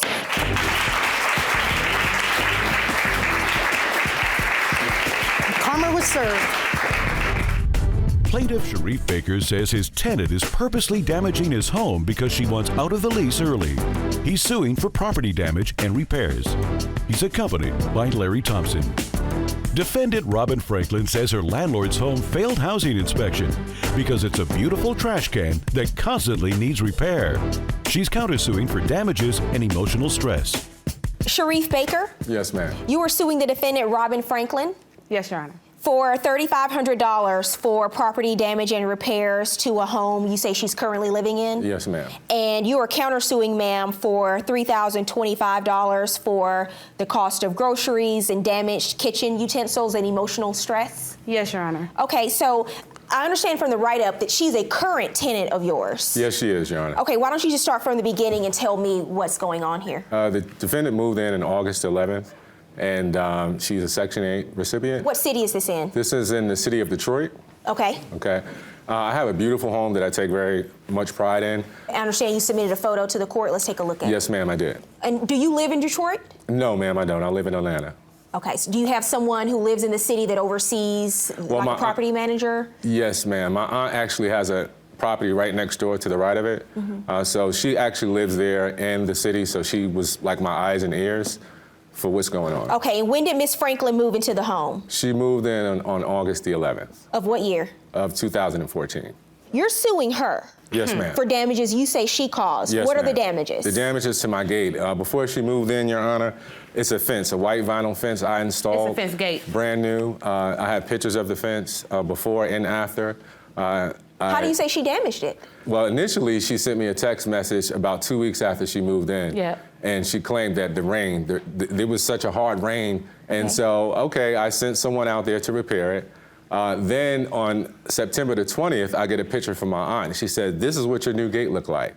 Now, the picture that my aunt sent me, there's a lot more damage than the first picture that she sent. But you had already gotten it fixed. Yes, I did. Apparently, she damaged it again, and when I called her, she claimed that her aunt ran her vehicle into the back of the car. She said into the gate. Your Honor, the first Did time... that happen? Yes, I admitted to it. It's in my So your evidence. aunt... Yeah, she bumped it, but it was already broken. And when he had sent the repairman out, it has the actual stick in the back of it. It's unlevel. It never was fixed. We live in Michigan, Your Honor. This is not a gate. It's a gate slip. And you're supposed to have wood posts to hold it up. So when the wind came, it blew it down. And my neighbor saw that. I presented that in evidence as well. Let me see the evidence. No, you're not going to bring me here like that. At the time that I installed that fence, I also installed a fence going around the house, the front of the house. So if she claimed that the wind was so strong that it knocked that down, how come it didn't knock the smaller fence down, which is much smaller than that? Let's that's go to 6 the feet. next. And what is this? Well, that's after the doors came off, the 2 panels. Yeah. Also, Your Honor, she sent me a video of her standing in front of the fence. And the wind is blowing, and she's... Yeah, the wind is blowing, it's about to fall, so before it falls, I want to notify him. She's claiming that the wind is causing damage. Let me look at the all video. of it in the field. Here go the part that just flew on the ground. I ain't do that. And then you can see the where the little piece flew over there. There's another piece that flew off right there. I mean, there is a lot of wind. You can hear the wind in the phone, so there is some wind. But my argument is the integrity of the structure was compromised when her aunt when she hit the gate. The porch is the most significant part of your lawsuit in terms of damages. Yes, ma'am. And Tell me what happened. Well, again, Your Honor, she claimed the elements caused that. She said the snow caused the porch damage. Let me see the photo of the porch damage. I don't know what kind of snow caused this. May I explain this photo? What is? Well, that's a hole, and is that concrete? It's a concrete porch, Your Honor. That's threaded from the cracks that are in his porch. How did you find out about the hole? I sent my aunt to accompany a repairman to fix the loose step. She put a piece of cardboard in a mat over the hole, trying to cover it. And the repairman, as he was leaving the home, he stepped on it, not knowing that it was a hole underneath, and he almost fell through it. When did you have this repaired? I had it repaired. Well, immediately I had someone come over the next day to give me an estimate. And do you have proof of the repairs that you made? Yes, I did. Your Honor, I got an estimate for $2,600. Apparently, I didn't have $2,600 to fix it, so I paid someone $400 to do a patchwork for me. So that's what I did pay. But why are you suing her for $2,600? Because that's what it costs to really fix the porch. I just did a patch. I don't have $2,600 to pay. There's just one hole. So you want her to pay for a whole new porch? It's not a whole new porch. It's what I got the quote for to fix the hole and repair the damages. Coming up on Judge Faith, the damage is disputed. Section 8, they gave me permission to move after he failed 2 inspections. That's when I found out I was getting a lawsuit, so they're not allowing me to move until we come back from this case. She was just gonna leave my property with the porch and the gate like that. Plaintiff Sharif Baker says his tenant is purposely damaging the rental home. He's suing for property damage and repairs. Defendant Robin Franklin says she started having problems the day she moved into the home. She's countersuing for damages and emotional stress. Now, I've been hearing a lot about this aunt, but she's not here. You're here. Yes, ma'am. All right. Why don't you step over to the lectern and tell me what you have to say about this, sir? Basically, I was over there repairing the hole that's in the wall because we had some electrical work done. No one can tell us why there was a hole in the wall. It's a hazard. She has kids. So immediately when we got in town, I need to go over there and repair that work. So I went over there, patched it up, painted it up, and put up, asked her if anything else. So you're talking about another hole now in the wall of your home that you're not suing for. That she didn't, right, What's she didn't that disclose. What's that about? I have a list right here from Section 8 where he failed 2 inspections. The electrician, nothing in my home was working, including my heat. And so when he went in the wall to get the wiring, he had to remove part of the wall to get to the wiring. And that's what he's talking about, Your Honor.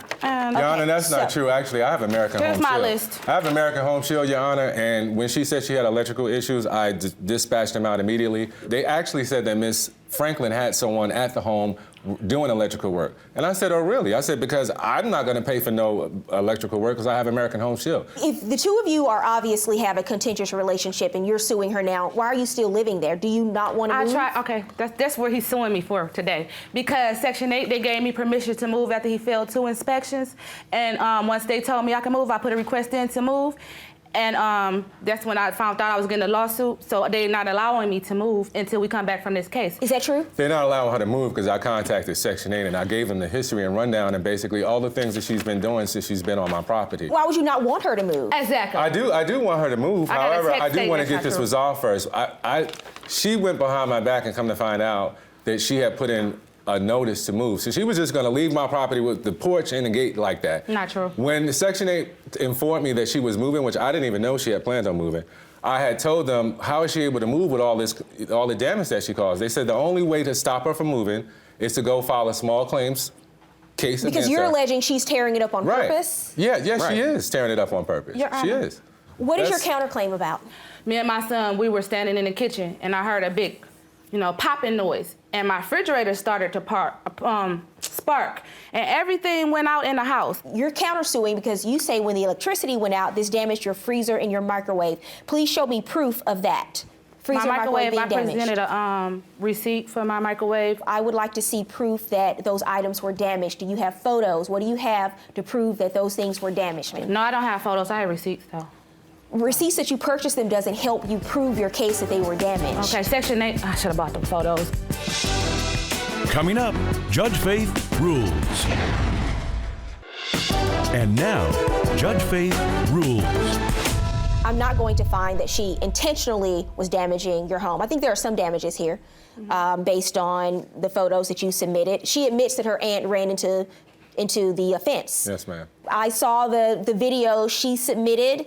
So whether or not her aunt completely damaged the fence, she did cause some damage, so I am going to order you, and under the law, you're responsible for that, so I'm going to order you to pay partial damages. Okay. I'm going to order her to pay $400 in damages for the fence. And in addition, the porch repair, how much did you pay? I paid $400. I'm going to order you to pay the $400 that he paid to do the patchwork on the porch. On your counterclaim, ma'am, you have no proof that the electricity caused damage to your freezer or your microwave. I'm dismissing your counterclaim. Judgment in this case is for the plaintiff, $800 plus court costs.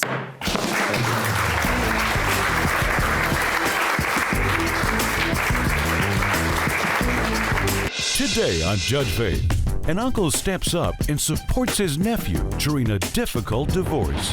We've married 28 years, and I found out about it February 14th, and it just destroyed me. He didn't know what to do, first of all. So he got the lawyer, and you paid for half of it, and you paid for the other half of the $4,000 fee? No, I'm still paying on that. Why do you think you don't owe for that money?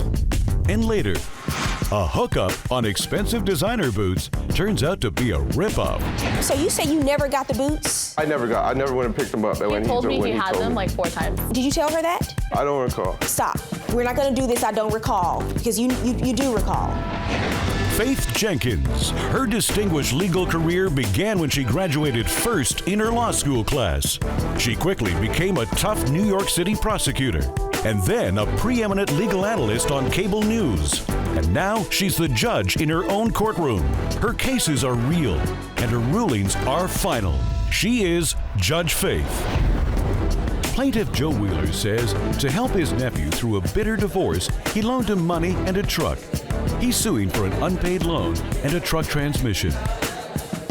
Defendant John Weiss says his uncle was a guardian angel when he needed one most. But the money was a gift that he never intended to pay back. All rise. Court is in session. The Honorable Judge Faith Jenkins presiding. Please be seated. Your Honor, the litigants have been sworn in. This is the case of Wheeler versus Weiss. Thank you, Juan. Joe Wheeler? Yes, Your Honor. You are suing the defendant, John Weiss? Yes, Your Honor. For $4,139. You say he owes you for unpaid loans and truck transmission repair costs? Yes, Your Honor. Okay, so we'll start from the beginning. Why don't you give me some background on you and the defendant? I understand he's your nephew? He's my nephew. Unfortunately, we've lost contact about 20 years ago. The only time I saw him was 2 years ago at my brother's funeral, and he had his daughter with him. So how did the two of you reconnect? I'd heard that his wife had served him divorce papers, which is ironic because she always worried about him, and then she's the one that has the affair and flaunts it in his face and in front of the kids and everything else. It's a very, very tragic story. I'd heard that he was having problems, and I could understand he was married 28 years or something like that. My heart went out to him. Again, he's my nephew, I love him. I asked other family members if I could talk to him or if they could get him to call me. He called, we talked, and we, really got together about every day. We'd read the Bible, we'd pray, we'd read different articles about getting your act back together, because he wasn't going to fight the case at all. But then he got representation. He got a lawyer. Yes, ma'am. Well, why don't you tell me, so what was going on with you? Your wife had an affair that you found out about? Yes, we was married 28 years, and I found out about it February 14th, and it just destroyed me. It was Valentine's Day? Yes. How did you find out? Through a note.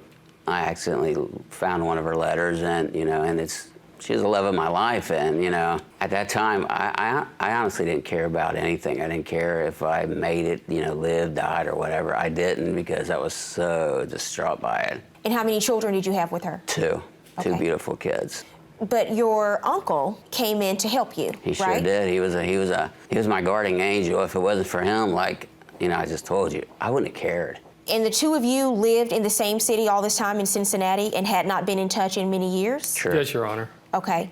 And so what happens? You get in touch with Mr. Wise, and you said that the two of you started spending a lot of time together. You wanted to help him through this difficult time. Yes, Your Honor. When did the financial part come into play? It came up that he found a nice divorce lawyer, well represented in the Cincinnati area, and they wanted to do it for $4,000. He was dead broke because, he hasn't worked a lot because his wife didn't want him to work outside the home. And so you say loaned him $2,000. I want you to tell me about the conversation you had with your uncle about the $2,000 that he gave you for the divorce lawyer. It just, we're just saying that I need $2,000 to get a lawyer to get it going.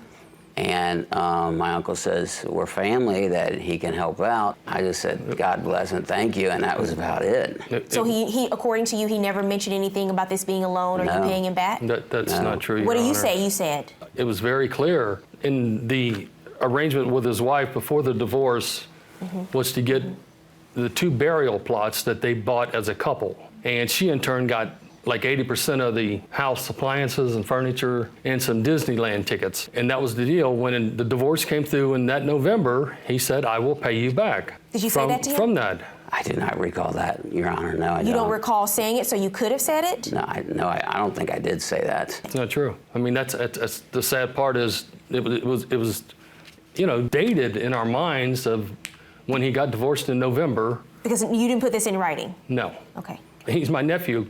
I didn't think I needed to put anything in writing. He didn't know what to do, first of all. So he got the lawyer, and you paid for half of it, and you paid for the other half of the $4,000 fee? No, I'm still paying on that. But what happened in the divorce? So you do work, right? Well, I'm 5'5" for disability. I have health problems. How do you support yourself and your children? Well, right now I'm getting $500 support from my ex-wife. Alimony? Alimony, and I get in the range of $275 to $300 child support.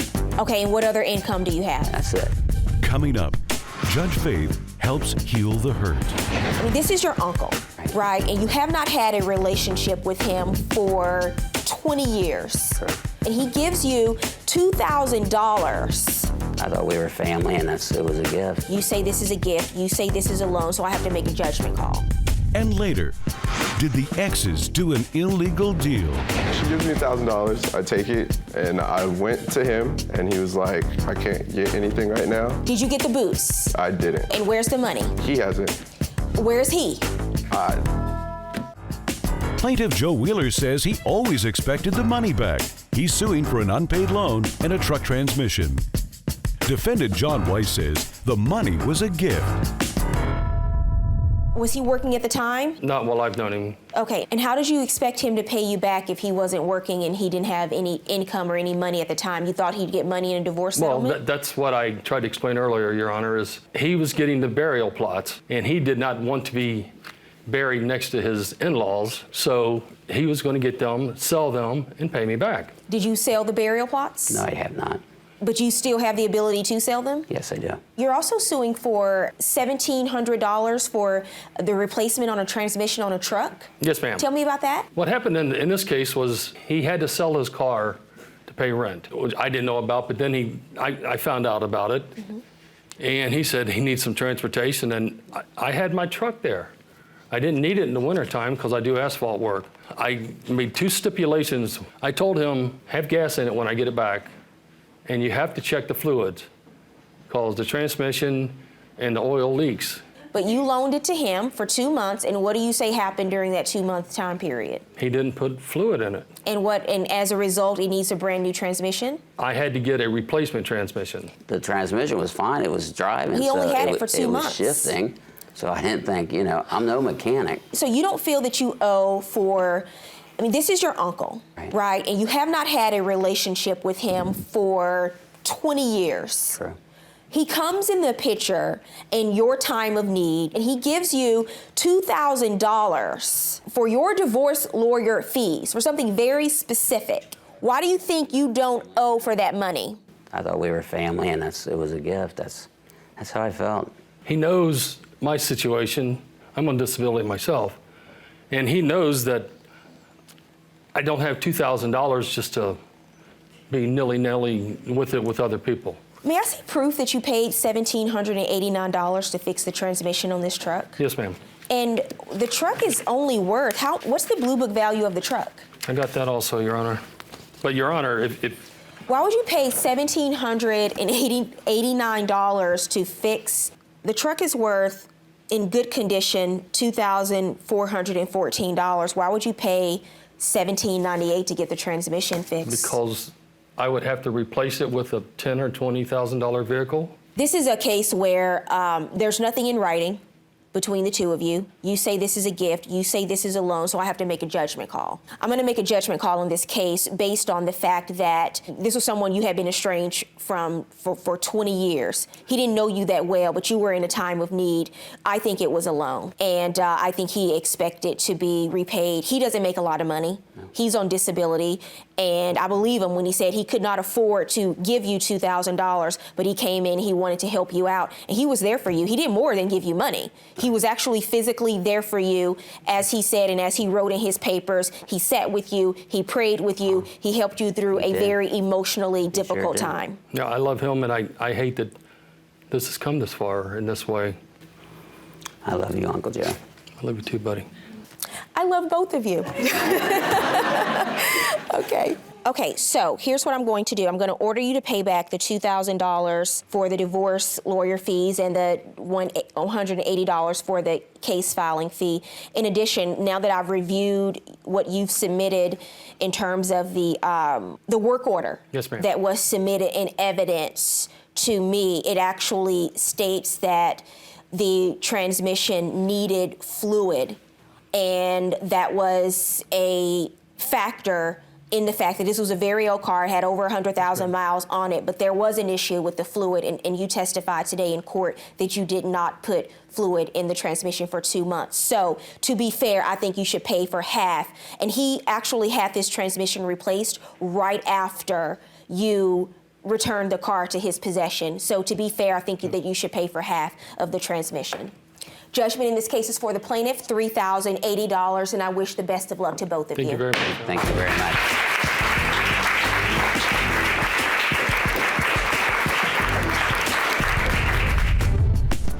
Plaintiff Solali Martinez says she gave money to her ex-boyfriend because he had a hookup on buying designer boots. She's suing for a refund. Defendant Eric McLaughlin says he doesn't owe anything because he tried to deliver on his promise, but his hookup took off with his ex-girlfriend's money. Solali Martinez? Yes, Your Honor. You were suing the defendant Eric McLaughlin? Yes, Your Honor. For $1,400 for the cost of Gucci boots he was supposed to purchase for you from a high-end department store? That is correct. Okay, so why don't we start from the very beginning and you tell me what's going on?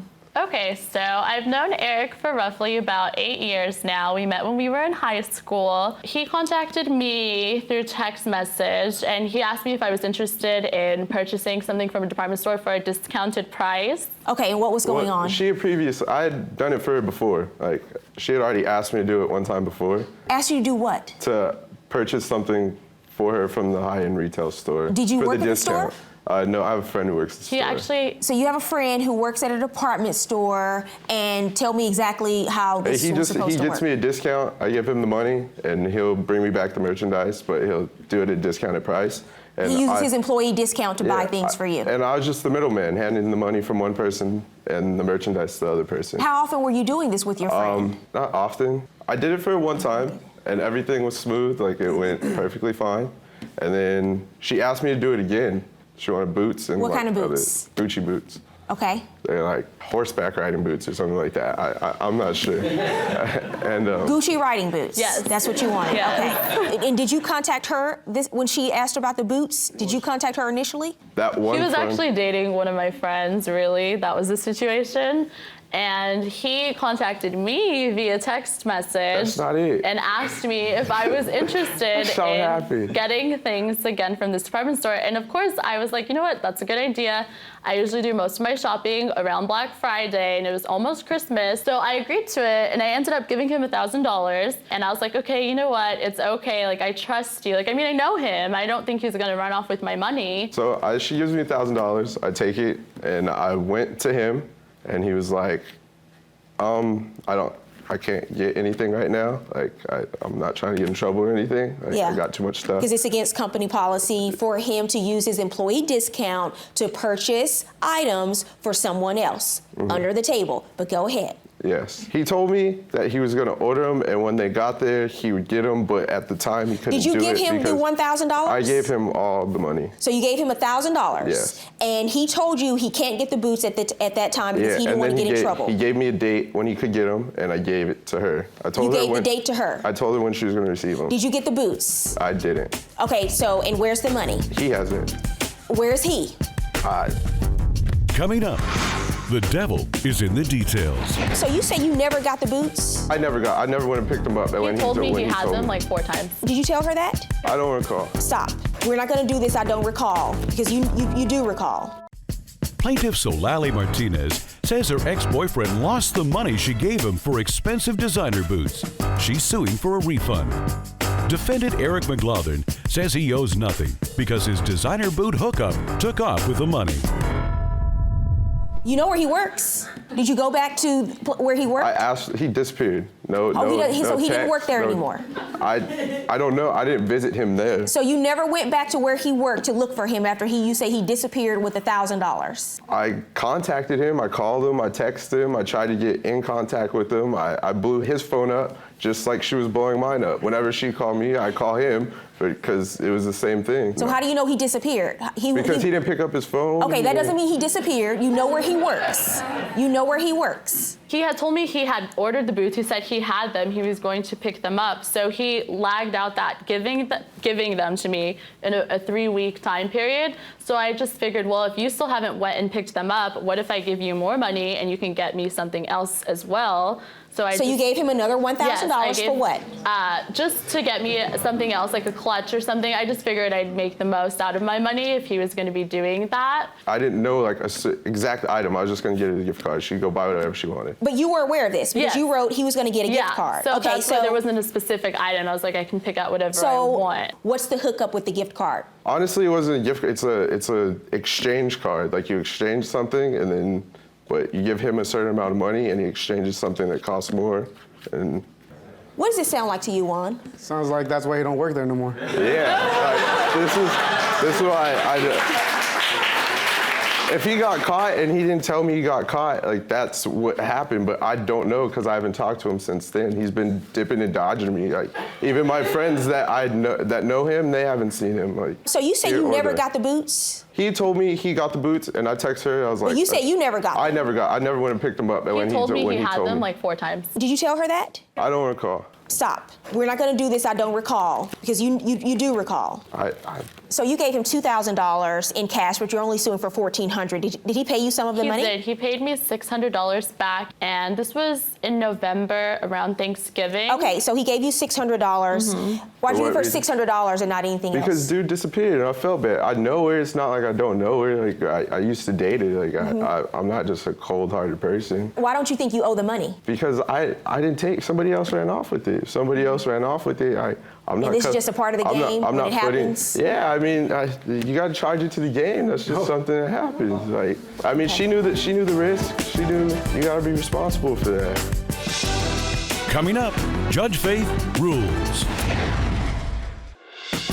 And now, Judge Faith rules.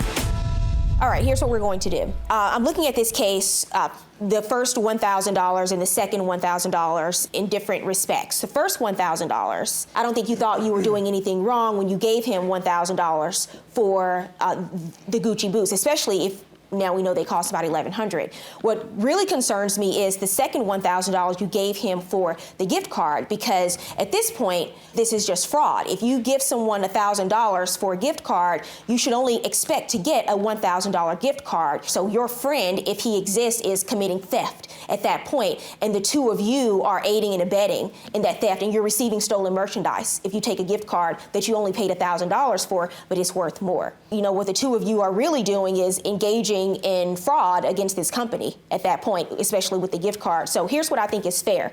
On the second $1,000, I'm not going to order him to pay you that money back, because it was an illegal transaction from the very beginning. The first $1,000, I don't think you were aware that it was wrong for you to try to get this hookup. So the $600 that he already paid you, I'm going to apply that to the $1,000 I find he owes you in this case, and that leaves a remaining balance of $400 he owes you. The second $1,000, you're just going to have to take that as an expensive lesson to learn in this situation. So judgment in this case is for the plaintiff in the amount of $400.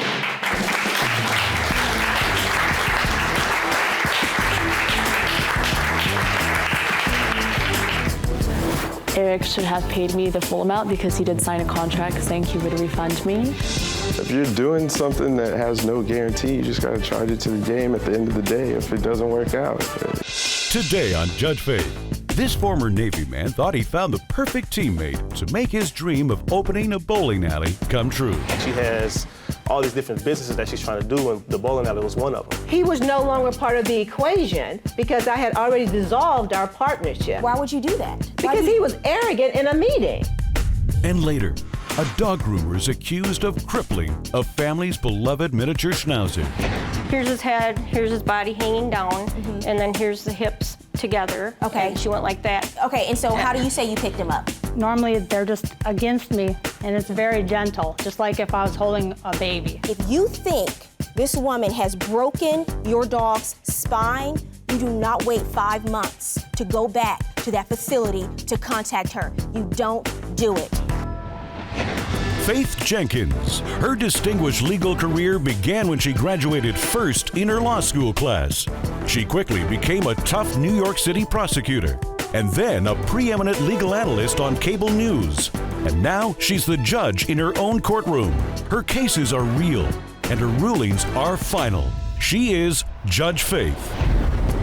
Plaintiff Adam Webb says his dream of opening an elaborate community bowling alley was destroyed when his former business partner kicked him out of the project. He's suing for the refund of a business investment.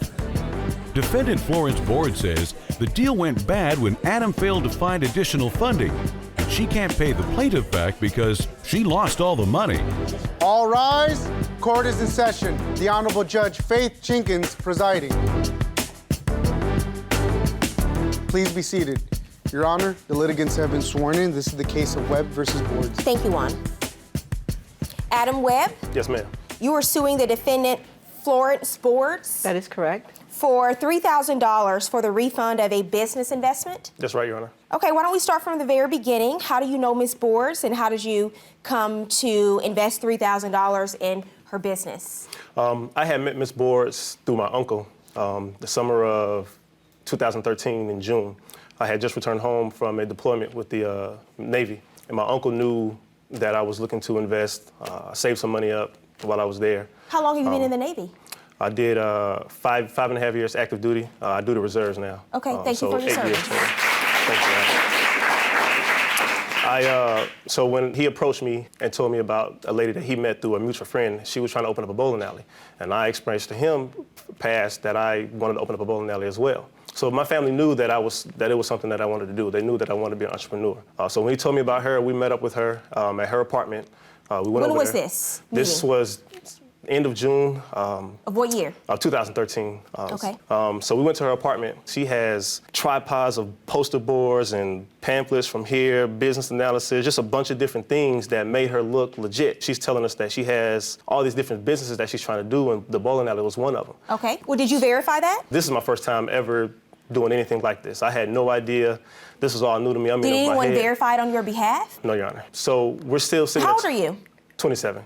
At the time, I was 25, just turned 25. Okay. So we're still sitting there, and she threw a red flag out. She said she emptied out her 401k. Then she didn't pay taxes on it. My aunt asked her, how'd you empty it out if you didn't pay taxes on it? She said it was like 120 in there. You can't take that money out without paying some sort of taxes. She said she deferred it. And this was before you gave her your $3,000 investment? This is before I gave her the money, Your Honor. Red flag. Red flag right there. She said she took some of the money and she bought 2 cars, a Lexus RX 300 and one of the LS sedans.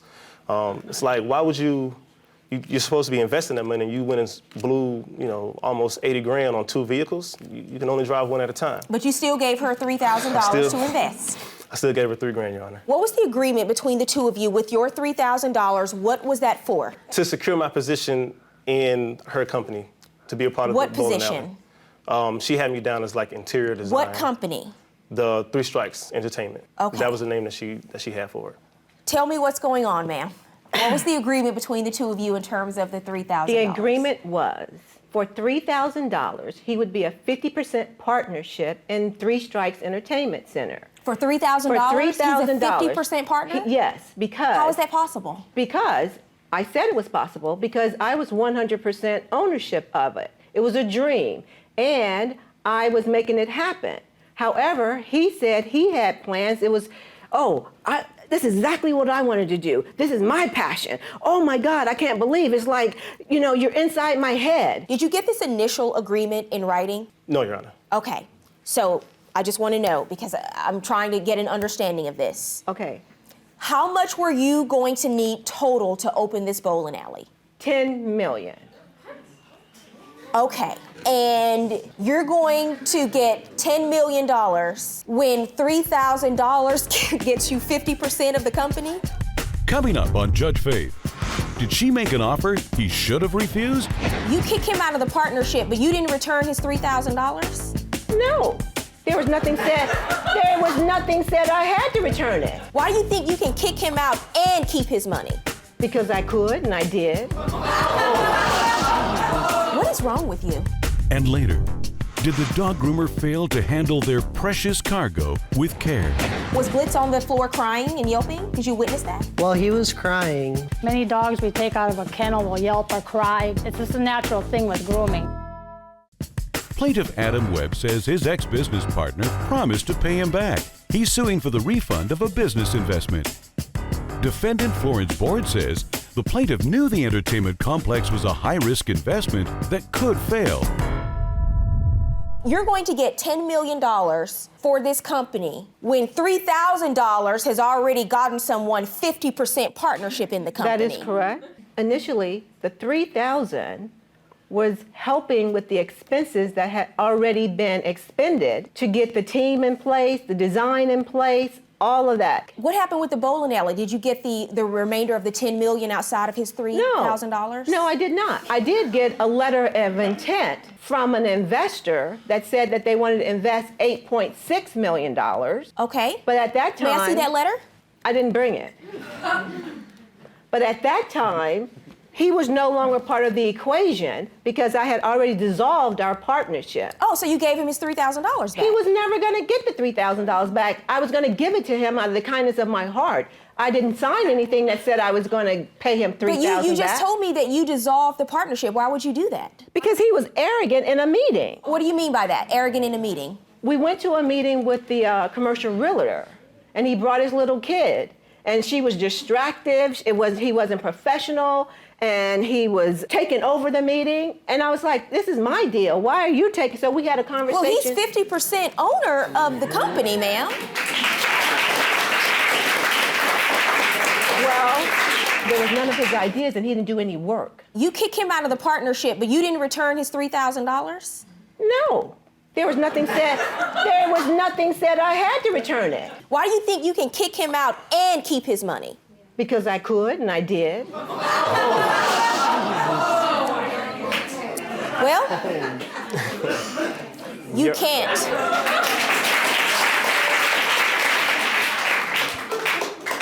I was giving him his $3,000 back out of the kindness of my heart, not because of something I signed. No, actually, that's factually incorrect too, ma'am. You sent an email, and I have this submitted in evidence. Is this your evidence?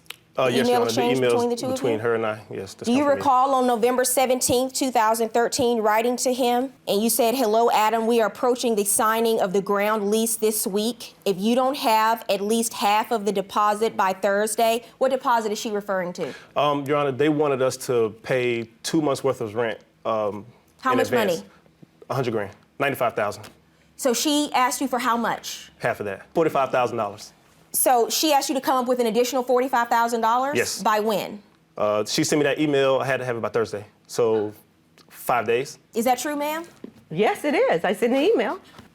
What is wrong with you? How do you expect a 25-year-old who just gave you $3,000 to invest in a company, he's 50% partnership, how do you expect him to come up with $45,000 in 4 days? Okay, I'll explain to you. I'm dealing with an idiot that didn't do his homework. He gave me $3,000, and I used it for the plans that I showed him when I first met him.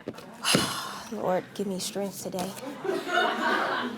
You write him in this email, if you don't have at least half of the deposit by Thursday, $45,000, I am sorry to say you are out of the deal.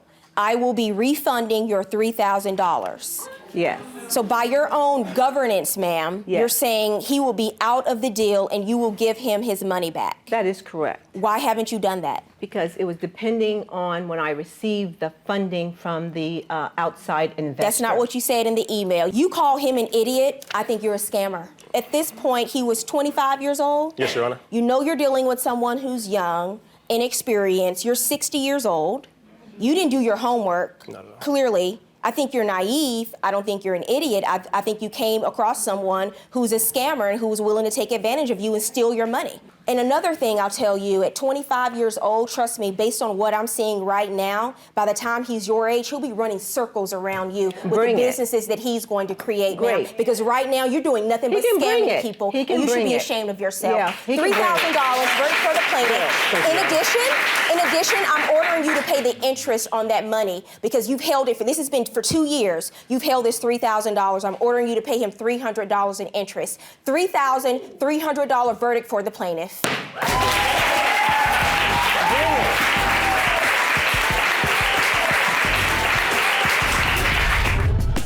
Plaintiff Cindy Gunville says her miniature schnauzer will live the rest of his life in pain after he was permanently injured during a grooming session with the defendant. She's suing for vet bills and pain and suffering.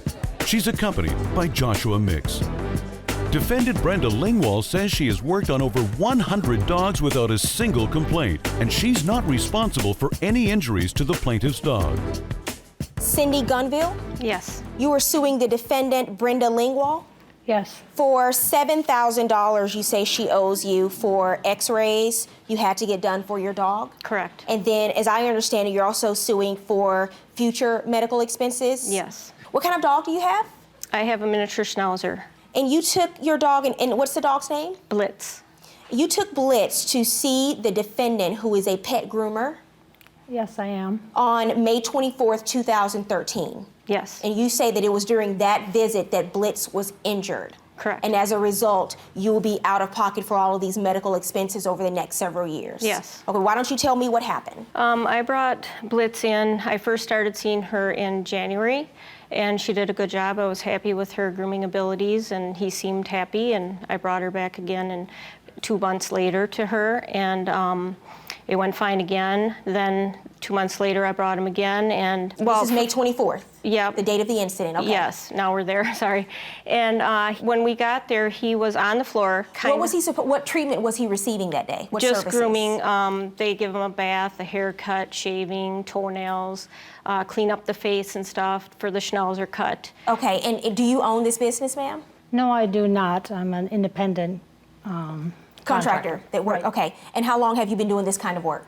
For just about 24 years. Okay, go ahead. So we went up there to get him, and he was on the floor. She had his collar and stuff hooked up, and he was crying and crying and crying. And when we started to walk him out, he was walking slow, and I said, "How did it go?" Because normally he gets nervous. He doesn't like being put in a kennel, and a lot of times that's what they do while they're working on another one or whatever. They get behind. I understand that. I don't know. He just didn't seem right. And she said, "Well, when I picked him up, he yelped." So I said, "Show me. How did you pick him up?" She said, "I picked him up, I put him on my hip, and I went like this, and he yelped." Well, of course, that's crushing his hips together, you know. So I felt upset, and I said, "Okay, you know." And I told my son, "Let's go." We paid her, and Is that what you did? I usually pick up the dogs underneath their... I don't want to hear what you usually do. On this date, May 24th, 2013, with Blitz, how did you pick him up that day? I just bend over, put my arm under them, support their weight, and then I hold them. Usually they're gently, every single dog is the same. Every small dog, they're just gently against me. There's no way that I would ever crush any dog. Okay, so you didn't do what she said you did, which is put, I'm assuming you're saying she had Blitz with one leg in front and one leg behind no, on the hip? both legs were together. So both legs together. Yeah.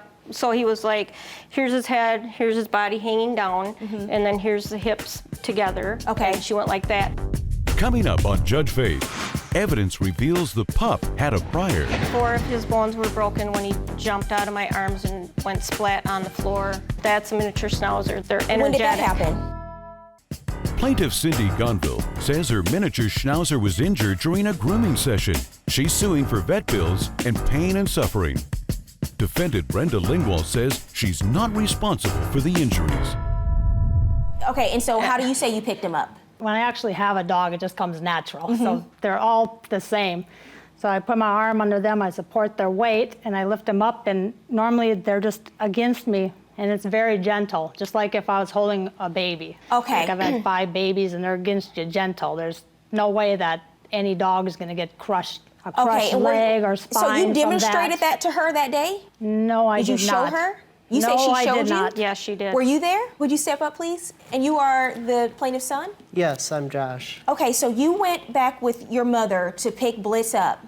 Yes. What did you witness? Well, my mom had asked her how Blitz was during the grooming, and... Well, was Blitz on the floor crying and yelping? Did you witness that? Well, he was crying, but when we asked her how he did, she had told us that he yelped when she picked him up. Many dogs I pick up will yelp.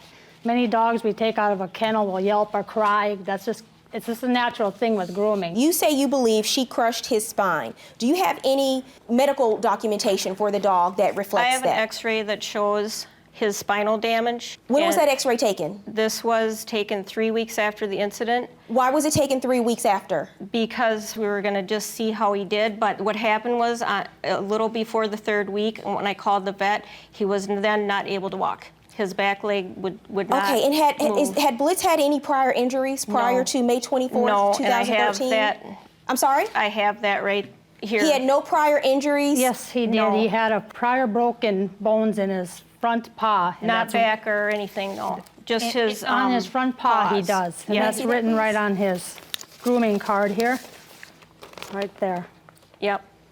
You said he didn't have any prior injuries. Well, I thought you were discussing about his back and spine. No. I just asked you a general question. Did he have any prior injuries? You said no. Yes, 4 of his bones were broken when he jumped out of my arms and went splat on the floor. When he saw him come home from school, he was so excited. May I see your medical records, your x-ray records, please? Do we have a photo of I just want to see what this dog looks like. I'll also give you the vet stating that he never had any injuries of the spine or back.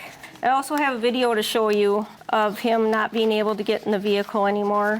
Okay, show me the video, please. When was the video taken? And tell me what I'm looking at. That was a few days ago. I asked him if he wanted to go bye-bye. I said, come on, let's get in the car. He loves to go.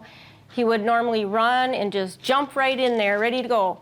And as you can see, he's hesitant. He cannot lift his back legs. He can't get in. He's crying this whole entire time. This was a few days ago? Yeah. This is a permanent thing. 2 years he struggled with this. So let me ask you something. When was the first time you contacted because you said this happened 2 years ago. That's October of 2013. What happened between May, June, July, August, September? For 5 months, you never went back to the shop where she worked? No. Coming up, Judge Faith rules. And now, Judge Faith rules. Here's the problem I have with your case. I'm not disputing that the dog was injured, but the dog is 8 years old. There were 3 weeks that went by from the time that you took Blitz from her facility to the doctor and had this x-ray done. I don't know what happened during that. Don't interrupt me. Don't interrupt me. I don't know what happened during that 3-week time period, but what concerns me the most is that for 5 months, if you think this woman has broken your dog's spine, you do not wait 5 months to go back to that facility to contact her. You don't do it. And that tells me you did not think she was responsible. I don't know why you brought this lawsuit 2 years later, but at that time, you were not contributing your dog's injuries to the defendant. Judgment in this case for the defendant. Did I go your back? case is dismissed. Thank you very much.